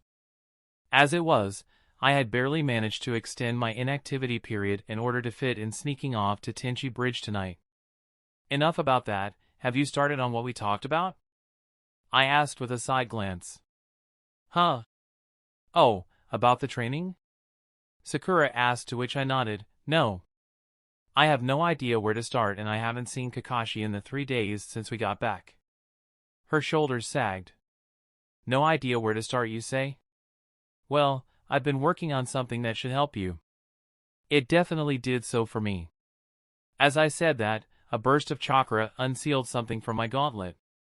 Despite my hesitations about revealing more about my abilities than I wanted to, there were ways that I could strengthen my allies without giving my enemies too much leverage. This tool was one such method.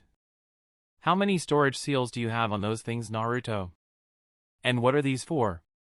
She asked, picking up a belt from the stack I had deposited on the ground.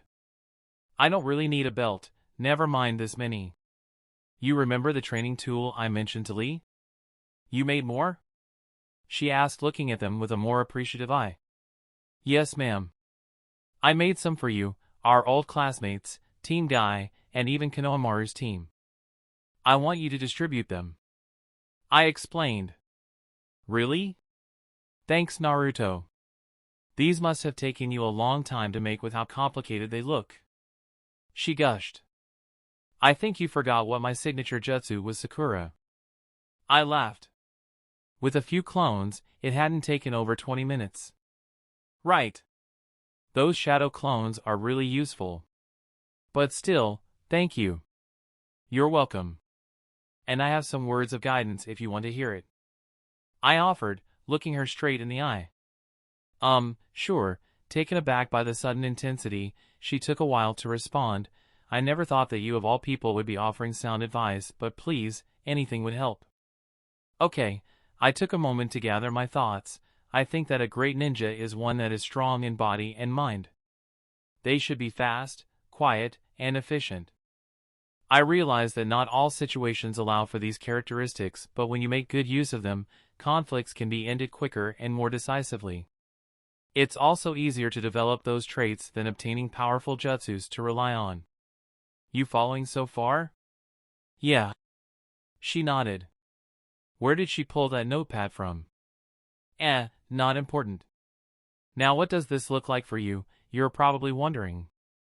Well, this is what I think. For the most part, you don't need to worry about the mental aspect. I haven't seen you in action, so I can't judge your kunoichi mentality, but I do remember how smart you are. That ability to think will take you far. So, that leaves the physical side of things. You're really good with enhancing your strength with chakra. You will likely get even better with time, but what you can start doing now is raising your baseline strength. That tag should help with that, speed as well. Wear it only when doing physical training and I guarantee results. Especially if you can facilitate muscle repair and strengthening using your medical know-how. That kind of training and my rapid regeneration is one reason for my current strength. The sound of pen on paper could be heard over the general din of the still lively village. Is this how teachers feel when students actually pay attention to them? It's not a bad feeling. There is likely a limit to how far you can push your body in that fashion, but you won't know until you try it. You always need a disclaimer. Through that method, you would be faster, stronger, and better able to react to perceived stimuli. Even if you don't become a frontline fighter, those would benefit you as a medic while avoiding danger. Taking a breath, I forged on. With your good control and intellect, I think you could get even more out of Tsunade's super strength technique. Instead of focusing on attacks only, use it towards movement. By channeling precise bursts of chakra and calculating time and angles, I think you can have your own variant of the body flicker. You probably know better than me if that's physically possible.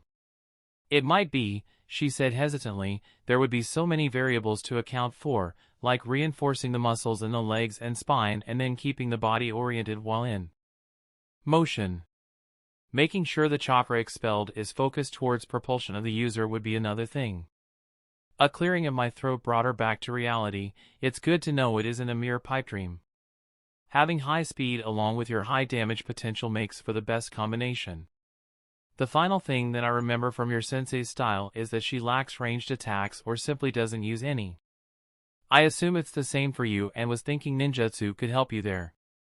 What's your elemental affinity? Earth.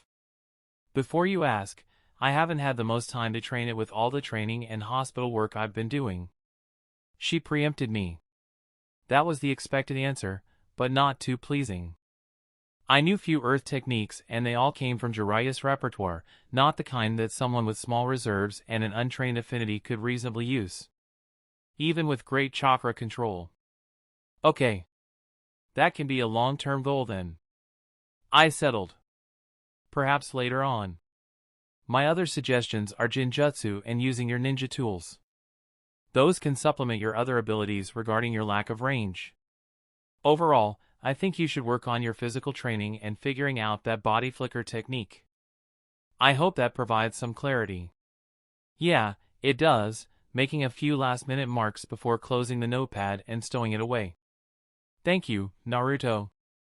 I had thought you were being patronizing when you said to expand my skill set, but you just gave me excellent starting points. And the training belt. That will really help, she said with a radiant smile. No problem, Sakura. I may not be able to actually train you at the moment, but I can definitely provide guidance. You are also much easier to help than the others. Yeah, I suppose training a clan shinobi must be challenging. Sakura agreed. The majority of the Konoha 11 were clan kids. Heck, even I came from one, although it could be considered endangered. Anyways, from a young age they had been introduced to the shinobi arts that their clan used and had developed their style around their unique techniques. Some clans hardly restricted their members, the Senju, Uchiha, Uzumaki, Sarutobi, and many more. Everything was open to them. Once upon a time, it would have been very possible to run into one of those members who were proficient in every art. The worst type of ninja to face. On the other hand, were those clans with jutsus or abilities that had been honed over generations and taught to each member. That resulted in capable fighters, yes, but they were also stuck into a predetermined mold. Specific taijutsu styles, ninjutsu, team formations, etc. For one of them, rising in strength was a matter of becoming better with their clan techniques and adding minor alterations here and there.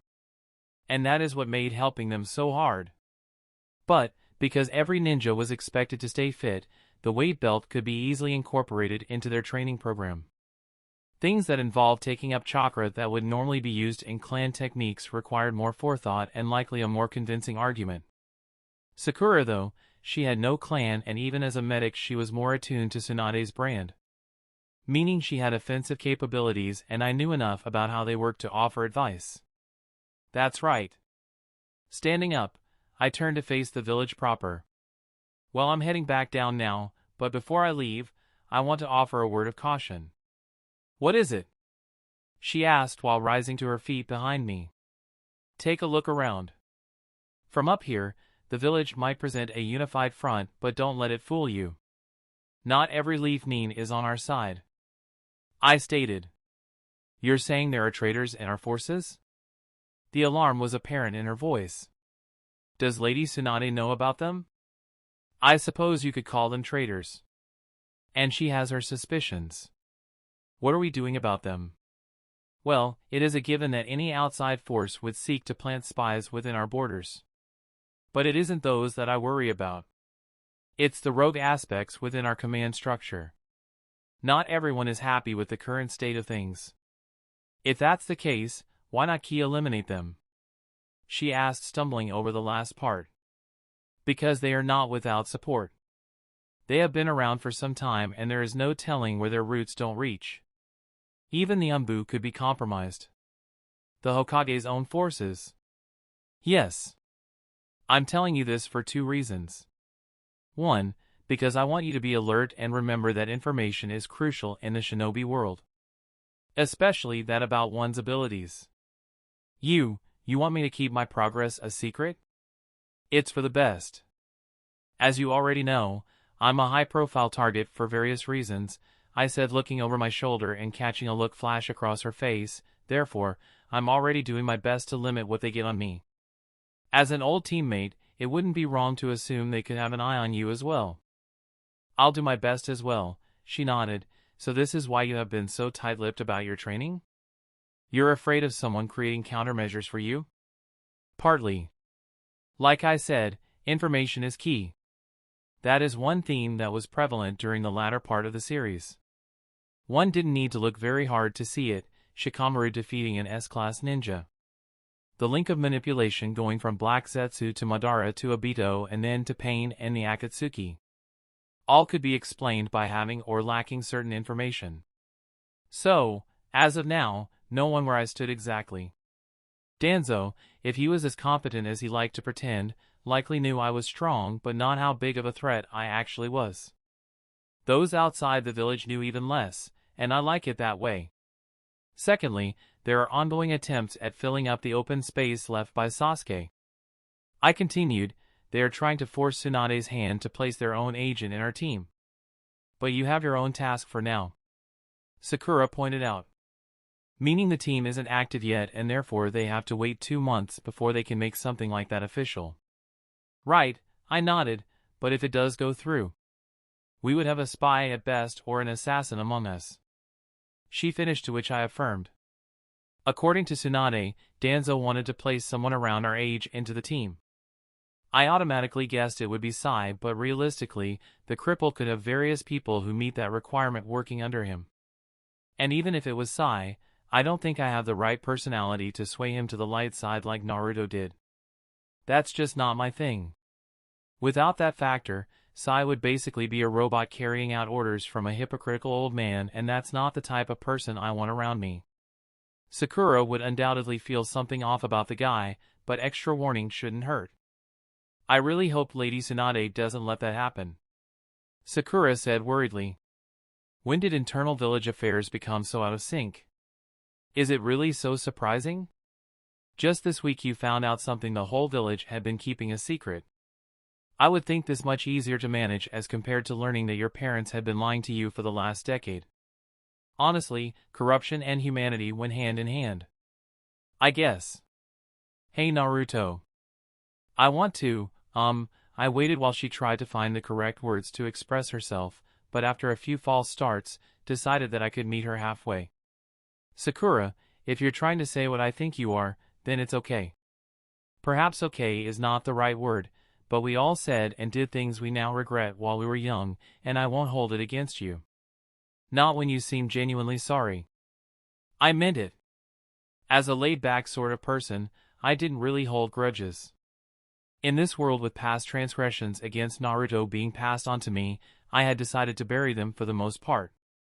I didn't care enough about the general public to let them have any hold over me. Not when those negative emotions could lead to really bad consequences if not controlled. And I am. I said so many hurtful things and hit you so many times. I was horrible to you while you took it all with a smile. No one ever defended you because they saw you as some kind of monster. Even my own parents, which rubbed off on me. Her eyes were red with tears waiting to be shed. I need to apologize, Naruto. Even if only for my sake, to get this weight off my chest. I'm sorry. I'm sorry for taking advantage of how nice you were and putting you down. I'm sorry for making your life harder than it already was. I'm sorry for everything I did to hurt you. Looking at me the way she was, almost pleadingly, I didn't doubt her sincerity. Placing a hand on her shoulder, I said my next words hoping she would take heed of them. I forgive you, Sakura. Letting the tears fall at last, she stepped closer and wrapped her arms around me in a tight hug. Returning the gesture, I noted how awkward I felt doing this. Not the hug, but rather the idea behind it. It just didn't feel right when I knew the person she should really apologize to was not here anymore. For now, all I could do was give her the chance to unload. Goes. Kusa. Everyone looks down on the Byakugan as being the weakest of the three dojutsu, and they're technically not wrong. One of the others lets you copy hand seals, create genjutsu via eye contact, and unlock even crazier abilities. And that eye is considered the weaker precursor to the third one. But the white eye is certainly not useless. As long as you don't mind the bulging veins around the eyes, it allows for a visual range of several kilometers, X-ray vision that still makes no sense to me, and telescopic sight. Not too bad. It's definitely something that I could benefit from with my preference for assassination techniques. My sensing capabilities serve me well enough, I suppose. Sitting under the shade of a tree while molding the natural energy around me to my needs, I was more than aware of the two signatures a few kilometers out and slowly coming closer. One was dimmer than the other, no doubt Orochimaru angling for the surprise attack. I feel it as the first one reaches the point I had designated ahead of their arrival and knew the moment had come. It was showtime. Kurama. Do it. I made a hand seal that I hadn't needed to in quite some time and felt my partner do the same. Ninja art, dash. Shadow clone jutsu. My chakra surged to answer my call, maneuvering in ways it had grown accustomed to. As it moved in my pathways, something accompanied it. The two energies combined and left my Tenketsu points to form an almost perfect copy of myself. The same black attire covering everything below the neck. Same armor covering the torso and forearms. Same blonde hair and whiskers. Typical me in every sense. But in the middle of the orange pigment, the clone's eyes were a vivid red. Such a strange sensation, he grumbled looking down at a clenched fist. Although different, the sheer power in this form is substantial. There was also that. His voice was nothing like mine. Really, one would think his voice would change to reflect the different body, however, it remained just as powerful. Were I a lesser man, I might have felt jealous. The satisfaction of a jutsu working on the first try kept me strong. That's probably the natural energy. Trust me, my baseline is nowhere near that level. I stood up and started walking away, try not to have too much fun. I could have said good luck, but that wasn't a factor here. We called this technique the shadow clone because that's what it was, essentially. It had a conscience just like a regular one, but in this case Kurama was taking the driver's seat by sending his mind into the clone. Similar to the Yamanaka, his body didn't move, but he was possessing the clone, which came with all the benefits. He had my innate familiarity of a bipedal form along with all my techniques at his command. And on top of that, was the natural energy. No, the one in need of luck was Kabuto in this case. Maybe Kami would have mercy on him, because Kurama definitely wouldn't. Taking a roundabout path and arrow-stepping over the wide trench, I focused my mind on the matter at hand. Kabuto would be engaged near the bridge while I would attack Orochimaru from the side. That would be Kurama's go-ahead to engage while I dealt with my opponent. My first strike was set to kill a regular shinobi, but the old snake was beyond that point now. So instead it would function to further separate the two Sannin and force him to shed his skin. From there, it was simply a matter of killing him multiple times until he assumed his true form. And then died permanently. That was the gist of the plan, start with him on the back foot and keep it that way. There were too many unknowns about his abilities to specify further with any accuracy. Although physically inferior, he was a Sannin. A survivor of 2 wars and countless scuffles since leading the Leaf, which included a stint with the Akatsuki. Altogether, he had more experience fighting and winning than both of my lives combined. Hence, a certain degree of respect was warranted. I lost nothing by taking him seriously. And so I would. Reaching an optimal position, I turned off the arc I had made and sprinted towards Orochimaru. My senses register the terrain and wildlife seemingly frozen in place as I navigate among the trees. Within seconds, the distance had been closed and I was on the ground inside his guard. Planting a foot, I bled my momentum and power into a spinning kick into his midsection. I could feel through my sandal his skin breaking and innards being liquefied as he was launched into a flight path just clearing the tree line. Pulsing my chakra, I leapt in pursuit. Quickly catching up, I was able to take stock of his condition. His chest cavity was destroyed, but that wasn't the noteworthy observation. His skin was decaying while his chakra presence seemed to be moving inwards. So that's how it worked, huh? Well, it's still too slow. Aiming my hand, a blue sphere of chakra formed and was fired into his center mass, sending him crashing to the ground. A fireball was soon to follow, turning the impact zone into a pyre. Landing on a branch overlooking the site, I waited. That was the second time he'd shed. I tilted my head and allowed a blade to shoot past my ear from behind. Dropping from the branch, I again dodged a swipe that could have potentially beheaded me. Turning around, we made eye contact, slit pupils on bars. Naruto-kun, what an unpleasant surprise. He hissed, eyes narrowed. With his pale skin, reptilian eyes, and fawn-like teeth, I could see why just his appearance would create fear. But unlike during the incident in the Forest of Death, he wasn't facing a weak Jonin now. I take it dear old Sasori was defeated? Perhaps you leaf ninja aren't. Completely useless. He continued. I didn't bother responding. Instead, my eyes took in the blade in his hand, the Kusanagi. A legendary double-edged chien that could cut through almost anything and extend using chakra. I made up my mind to take it today. Especially after he went through the trouble of summoning it for me rather than risk it disappearing with his death. Not getting a reaction, he switched tactics. It's such a shame Sasuke-kun isn't here. Witnessing the possibilities offered by Senjutsu, it would have driven him further into my control. Seems he, like everyone else, was working off outdated information. Sasuke was not a trigger word anymore. But I already realized his intention was to stall. Looking him dead in the eye, I raised one leg and smashed my foot into the ground, destroying it and the clone which had been creeping up to the surface. I didn't say anything, but I didn't have to. The gesture said it all. With a practiced movement, a kunai fell into each hand and then the slight haze of wind chakra swept over both. Giving them a twirl, I shot forward. Our first clash saw Orochimaru being pushed back as my senjutsu-enhanced strength overwhelmed his. The second saw him redirecting my strike and mitigating the force behind it. After that, a pattern developed. One of deflecting and evading a flashing metal. I had doubts whether or not Sage Mode would protect me from the Kusanagi, so I dodged or parried each attack. All the same, I continued to advance as he shifted from the ground to among the treetops and back. A couple exchanges later and my opportunity came up. Locking his blade between my kunai, I channeled more chakra into them and with a flick of the wrist, sliced off of his hand with the extended wind blade. I allowed him to jump back as I grabbed the sword before gravity did. Tapping the hilt to my chest plate, I couldn't help but smirk as it was sealed away. That was easy. That out of the way, the delicate touch was no longer needed. I could get back to the plan of killing Orochimaru until it stuck. The same snake who was currently fleeing. Couldn't have that.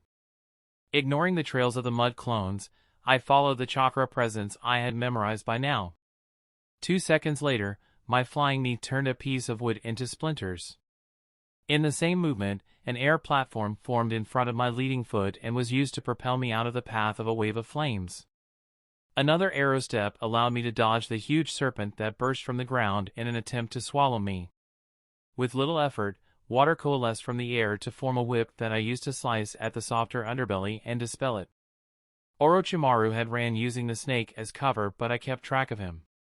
A body flicker and then a punch to the liver sent him careening through a number of trees before stopping. Once again, he came out of a crater free of injuries and another body shed. He ran through a set of hand seals and literally spat out thousands of snakes that flew towards me. I know shinobi have a number of jutsus that require spitting things out, but something about doing it with seemingly living snakes was just wrong. As such, I was more than happy to destroy them with a hurricane of swirling wind blades. Speeding forward again and molding chakra, I grabbed his hand from its path to slam on the ground and broke that wrist. My free fist then jabbed him in the stomach with considerable force, enough to cause internal damage but not send him flying. When his inevitable reflex presented itself, I launched an original jutsu down his throat and leapt back. Checkmate. Wind release, liquid nitrogen was something that I created while experimenting with elemental chakra and temperature. The idea came to me after my success with the hot water bullet, after wind water had been my best trained affinity, and I thought it would be easiest to change its composition first. So that was accomplished, and then I decided to head in the opposite direction but with wind chakra. And thus, after a long time my clones did a field test of the cold gas jutsu and I named it liquid nitrogen. It wasn't real ice release, but it was the next best thing. I had assumed it would be a good counter to Deidara and his explosives, which could range from microscopic to mushroom cloud big, but I think Jiraiya's fist ended that experiment early.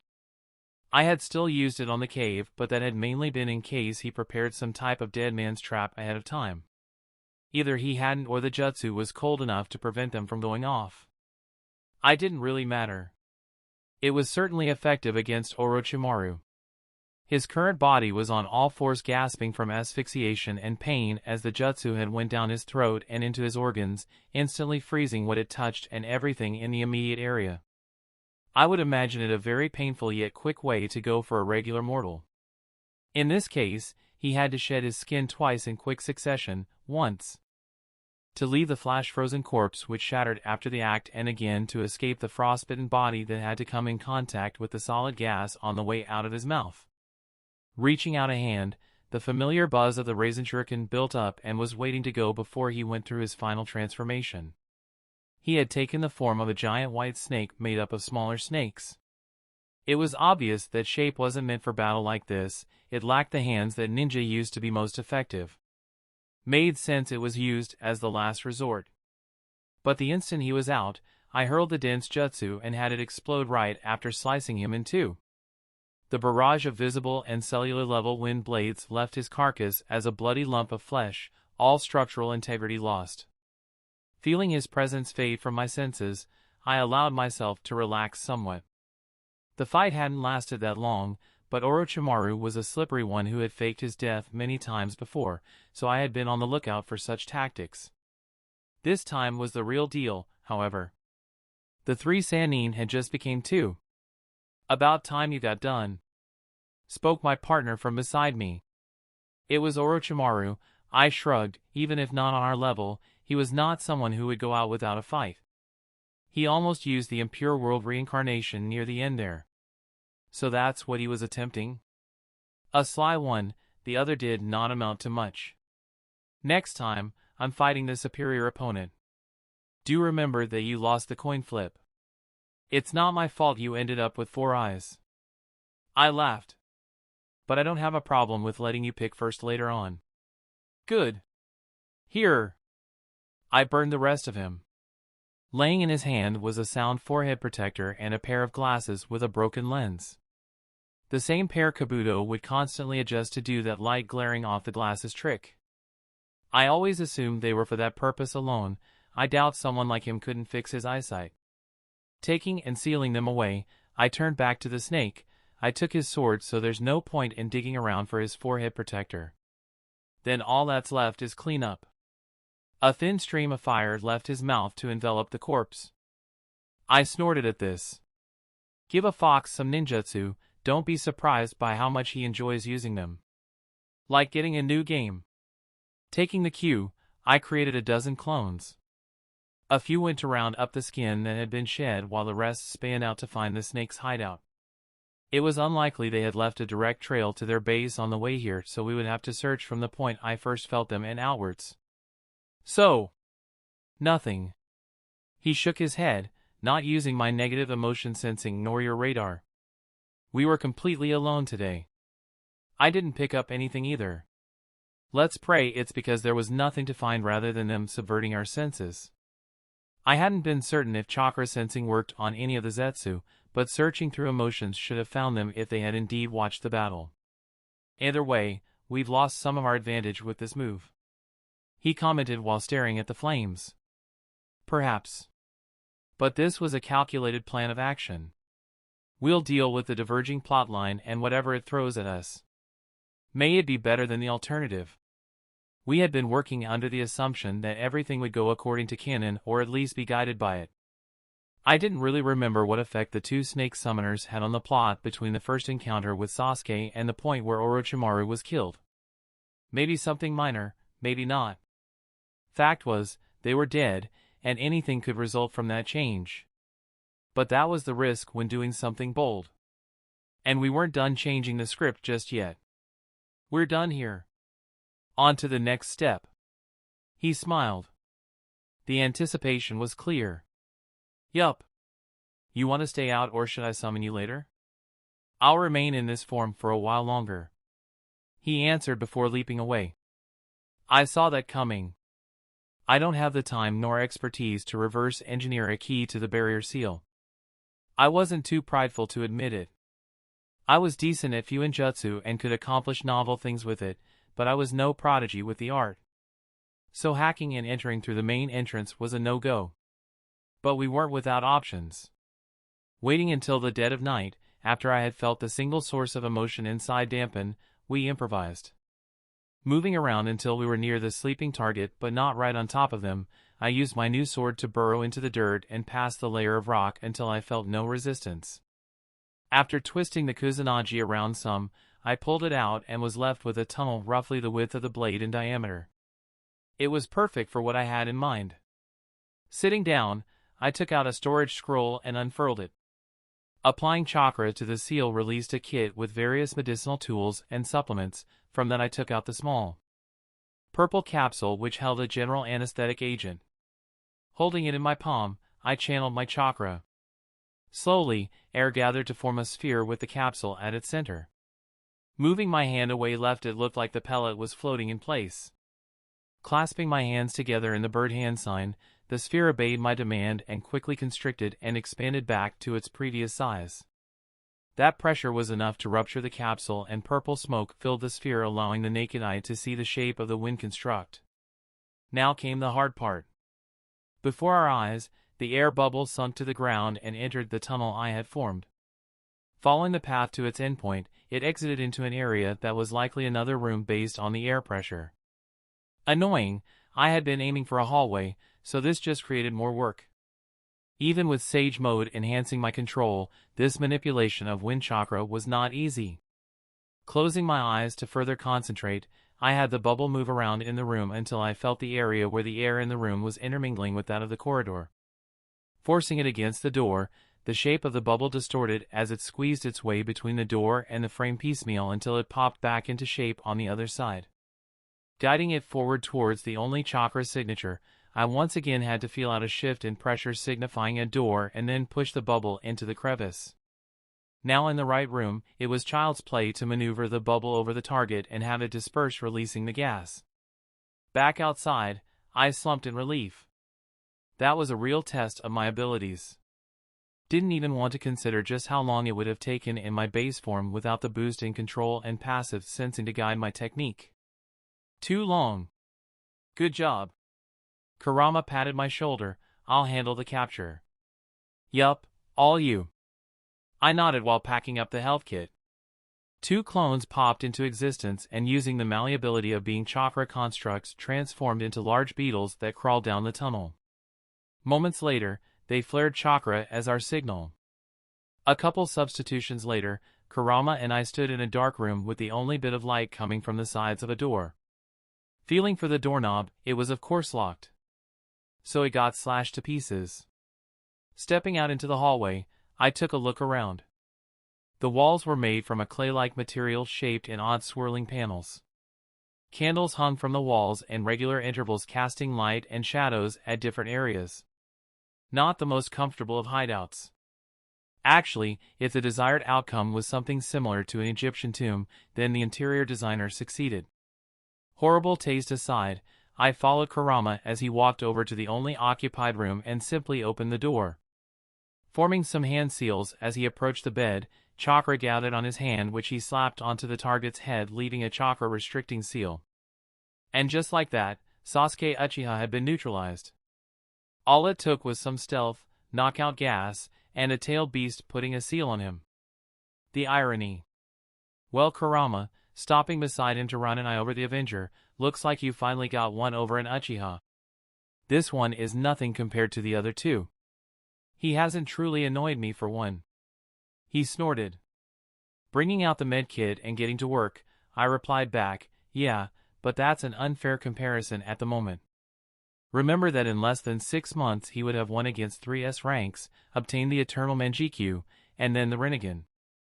Pulling the needle out of Sasuke's arm, I detached it from the full vial which I carefully placed into the kit.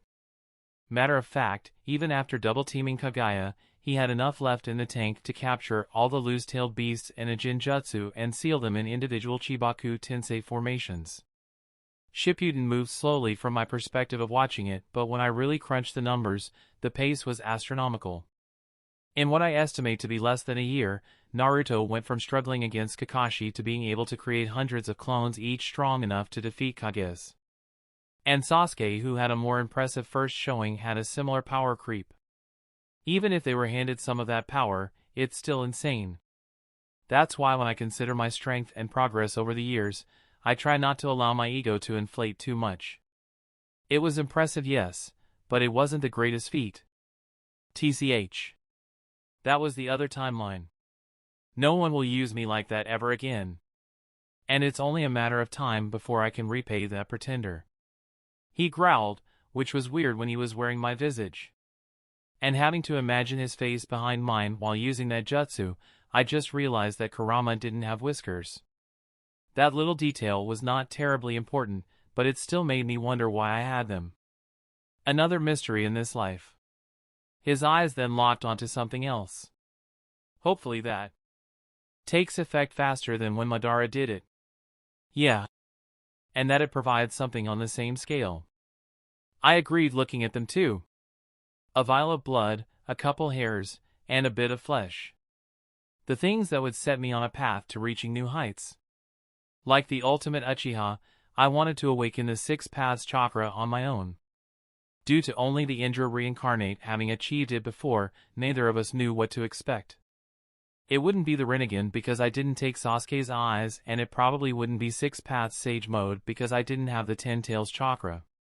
Besides those two outcomes, there was nothing else in particular that Hagoromo was known for. If it wouldn't give me that sage mode, then I was personally hoping for beyond Hashirama level life force and regeneration plus a unique bloodline. Just something that matches being able to summon meteors or rip out souls. That, and for it to activate before I left my prime behind. Unless unlocking it would reverse all the wear and tear of old age. I'm done. Taking a spool of ninja wire, I made quick work of restraining him. Made from durable metal fibers, he wouldn't be escaping them anytime soon without access to his chakra network. Hefting him up and over a shoulder, we left the small room to find somewhere more suitable for a conversation. Like expected, the base was void of life besides Sasuke. It wasn't surprising, but after seeing how large and detailed it was, I couldn't help but think Orochimaru had it built simply because he could. Similar to the wealthy owning multiple houses or vehicles. Maybe my poor opinion of it arose from the lack of critical information.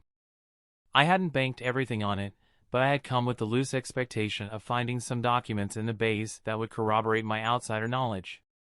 Damning evidence against Danzo showing his dealings with Orochimaru set aside in advance in case the cripple ever betrayed the snake. Or perhaps information on the Akatsuki members that Orochimaru had interacted with before being chased away. Anything of that sort, really. But of course stuff like that was noticeably missing from what I had recovered. Instead, I had found things like notes about inhumane experiments going on in different hideouts and various cadavers. Even then, the details were not presented in a way that would help in locating these other bases. Luckily for me, I had someone who had likely visited a few of them and could be persuaded to rat them out. Speaking of Sasuke, a number of the notes found were about him, his training regimen and the cocktail of substances that were developed for him. Lack of morals aside, the snake had seemingly used all the resources at his disposal to strengthen his next vessel. They were carefully prepared and administered to get the best results so Sasuke wouldn't have to worry about strange side effects at all.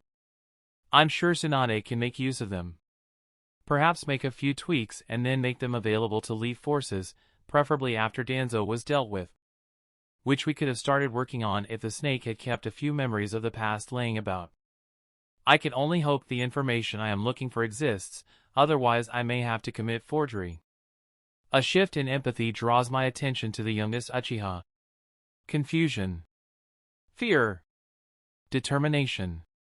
Despite becoming somewhat aware of his current situation, he made no external movements. I could almost feel his mind going from 0 to 100 while calculating ways to escape. All while not letting his captors know he was conscious. Like a true shinobi. I expected no less from someone trained by Orochimaru. I know you're awake. I adjusted my posture. There was no response, but slowly, bending at the waist, he sat up off the ground. After almost 3 years, black eyes locked onto blue. They then darted around, taking in my position sitting on a raised platform in front of a giant snake head and the extra candles that I had lit around the room. His gaze rested temporarily on the kusanagi held between my hands before returning to mine. While he was doing that, I took notice of how his white top basically left his chest open to attacks. I don't quite think he had reached a level where physical protection was optional. What are you playing at, Orochimaru? Sasuke glared. I was momentarily confused before I realized what was going on. With a flick I had the blade pointing at him before having it extend and zip past his neck, leaving a shallow wound. This is no mere Jinjutsu, Sasuke, and you are not hallucinating. Willing the sword back to its natural length, I sealed it away. It had only been present to make a point. Hello, Sasuke, it's been a while, hasn't it? Naruto? I watched his eyes widen before he started struggling with his restraints. No. I will not be brought back like this. You hear me, Naruto? I will not allow it. I don't think you are in any position to state such a thing. Your chakra has been sealed. You're not going anywhere unless I decide so. I replied. Then release me. He shouted. You have no right to do this to me. You abandoned the village, Sasuke. Several of our comrades were harmed trying to bring you back. And you stuck a hand into my chest. I didn't ask to be brought back. He refuted. I made my choice to pursue my goal, they made theirs. Please don't do this, Naruto. As someone with their own dreams, don't take mine away. Not after what I did for you. Did for me, you say? Wait. Did he actually believe? I defeated you and could have killed you, but I didn't. I let you live, so you have no right to intervene with my goal. Returning me to Konoha will be the end for me, so let me go like I let you go at the valley. Huh. He actually thinks he did me a favor. Even after driving a Chidori into my chest. I don't know if Naruto really died from that incident or if it was an unfortunate coincidence when my presence overrode his, but he's no longer here. And I doubt anything Sasuke did was beneficial. So his argument held no sway over me. Even more so because I did not plan to return him to the Leaf just yet. He could end up playing an important role. It's not that easy, I said. I made a promise to bring you back, even if you had to come kicking and screaming. Then I'll come back myself. After I've killed my brother.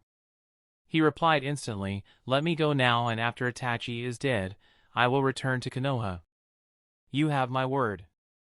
I let the proposal sit in the air for a moment before replying, and why would I do that, Sasuke? Why risk it? The Akatsuki are after those like you. People who have tailed beasts in them. If I get my way, Itachi will die, leaving you with one less threat to worry about. It would benefit us both. He outlined. My presence here along with the Kusanagi would suggest that Orochimaru was dead. I started, taking into consideration that I easily defeated him. What makes you think I worry about the Akatsuki?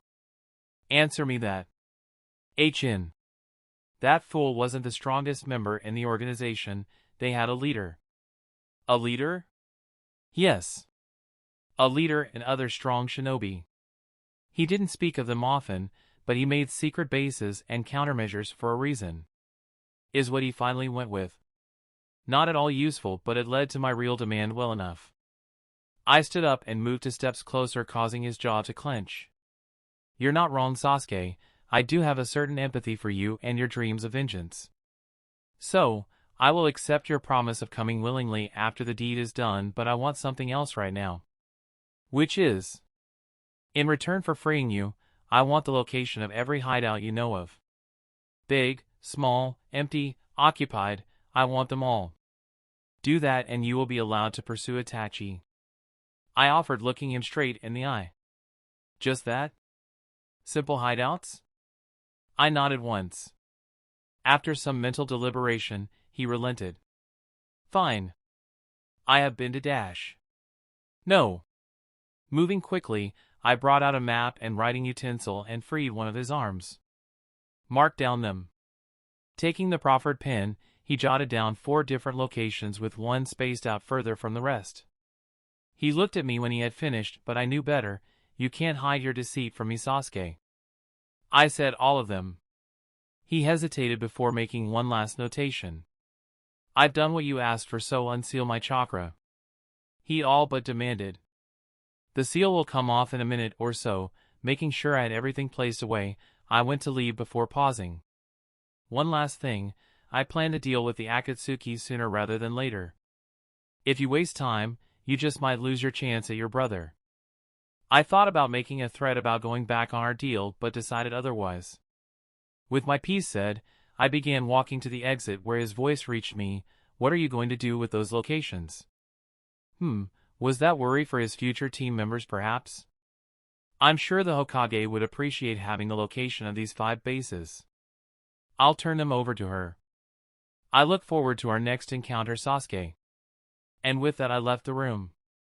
Once in the hallway and out of Sasuke's sight, I nodded to Kurama, who made a hand seal to disperse the chakra restricting seal. With his chakra back and an arm free, he should soon be able to escape the ninja wire. There are plenty of tricks for that after all. Giving Kurama the map and a custom storage scroll, I made 3 clones who quickly transformed into nondescript ninjas in black attire and plain masks. Taking the cue, my partner transformed as well. I leave the rest up to you. I told him. I don't know if he plans to form his team again, but it's best if you hurry. Red Eyes glanced over the other clones before looking back at me. Got it. Safe travels. Thanks. Good hunting. The next few seconds saw us blowing a hole in the ceiling and escaping into the light of dawn. I was heading back to the village while they would go looking for the different bases. The hope was that they would find and search them all by the time I reported back to Tsunade in a day. It would really help in circumventing any anger she feels about this stunt. Seeing how far Kurama's mind could extend away from his body was why he had accompanied my clones. The results from this test would factor into later plans. Running over the barren land, the events of the past 24 hours swirled around in my head.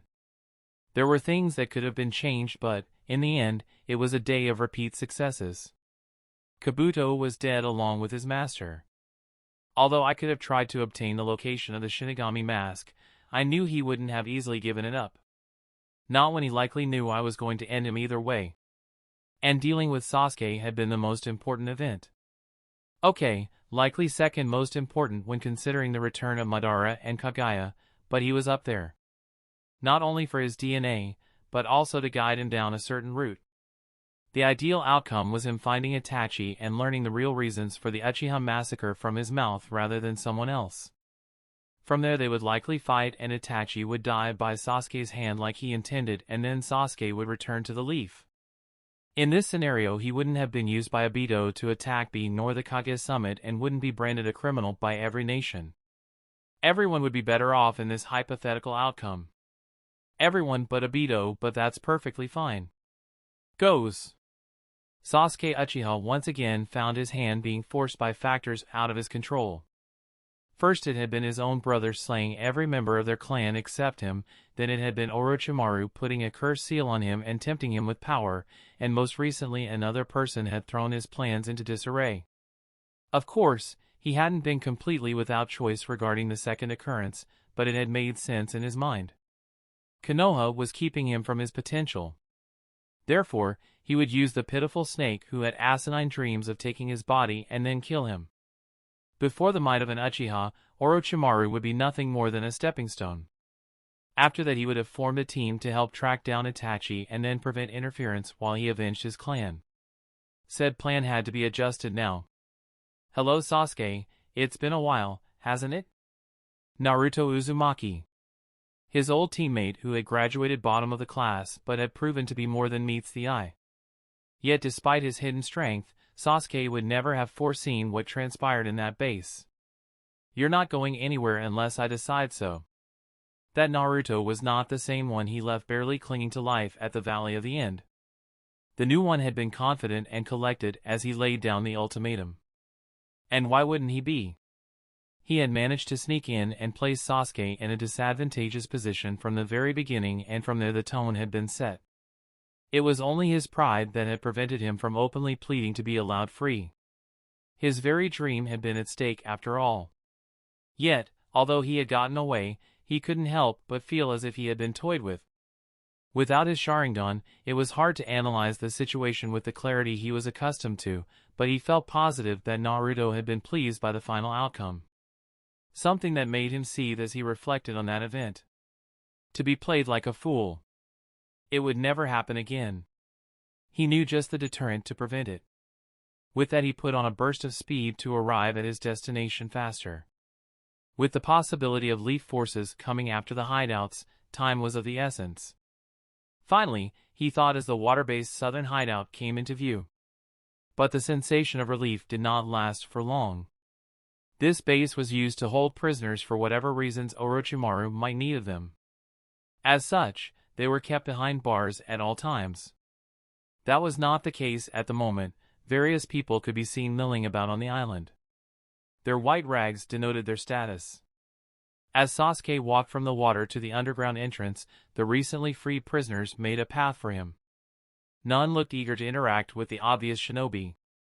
That reaction persisted as he made his way deeper into the hideout. They would take notice of him and immediately back away in fear. Seeing one area where the ex-prisoners had gathered and were making noise, he went to investigate. A few steps away from the crowd, someone in the back saw him and with wide eyes nudged his neighbor. Looking over and then behind him, his cry of shinobi went up and the group dispersed, leaving the door they had been attempting to break down. Sharingan blazing, Sasuke stepped up to the door, which opened as he got close enough and a figure leapt out at him. It was only the fact that he recognized the person and had come for them specifically that stayed his hand. "Sasuke-kun! You came for me!" exclaimed Karen as she buried her face in the crook of his neck. "Hin." He ignored the way she was inhaling his scent. "Karen, what happened here? Had the leaf raided the base already? And if so, why leave Karen, who was an underling of Orochimaru? Do we have to talk about that just yet? Can't we stay like this for a while?" she asked, tightening her arms around him. He didn't say anything and just pushed her off. "Fine." She huffed, but came back to stand in his personal space. A squad of ninja invaded the base earlier. They were dressed like black ops and had no visible signs of allegiance to any village. They swept through the hideout, taking all the notes and scrolls laying around before freeing the prisoners and leaving. Sasuke pondered that for a moment. That attack happening hours after Naruto got the location from him was oddly convenient. That meant Konoha was responsible, but how did they respond so fast? Or maybe, did you pick up any details as to their identities or motive? He inquired. They had large chakra signatures. Each had more than Lord Orochimaru. They were also similar in a way. 3 of them felt like the sun, threatening to destroy anything that came too close. The 4th one, I don't know how to describe it. Potent like the others, yet more eager? Sasuke gave her an expectant look, asking her to keep going. They arrived so fast. 1 second everything was fine, and then the next these monster chakra signatures were there. They were all sensors. I felt them when they activated their techniques. Usually I can hide from that type of detection, but one of them found me. I thought I was going to be killed. The memory of that chakra bearing down on her still raised goosebumps on her skin. She took a breath before hesitantly continuing. He asked me about the location of other hideouts. And I gave them. I didn't want to, but I was terrified. Sasuke watched the usually confident girl shake in her shoes and found that he could not blame her for that display of weakness. Not after he himself had been brought low by the same person he suspected attacked the base using his clones. And he at least had had the assurance that his old teammate would not kill him. Although, wasn't taking someone's dream away essentially killing them? That doesn't matter anymore, Karen. Orochimaru is dead. The different hideouts and even the escaped prisoners no longer serve a purpose, he said once she had gathered herself. Is that really true? She questioned. One of them said that to the prisoners, but I thought it was just to make them stop cowering in their cells. And of course after they left, those unwashed brutes tried to attack me. Like I was the one who locked them up. She fumed in her typical way. Yes. I saw the proof. He left it at that. But Lord Orochimaru had taken so many precautions. Could he really be dead? She wasn't close to him. She doubted even Kabuto would be considered as close to his master, but she knew that at least the Snake Summoner had been addicted to his pursuit of immortality. It doesn't matter if he survived. He's gone now, and I'm moving on to what I joined him for. Turning off his Sharingan, he looked her in the eye. I'm forming a team to help me find Itachi. I want you in it, Karen. That's the end of this tale for now. Like the video if you enjoyed and subscribe, or Jiraiya will touch you in a Hisoka manner. Comment below your thoughts, and with that being said, have a great rest of your day in peace.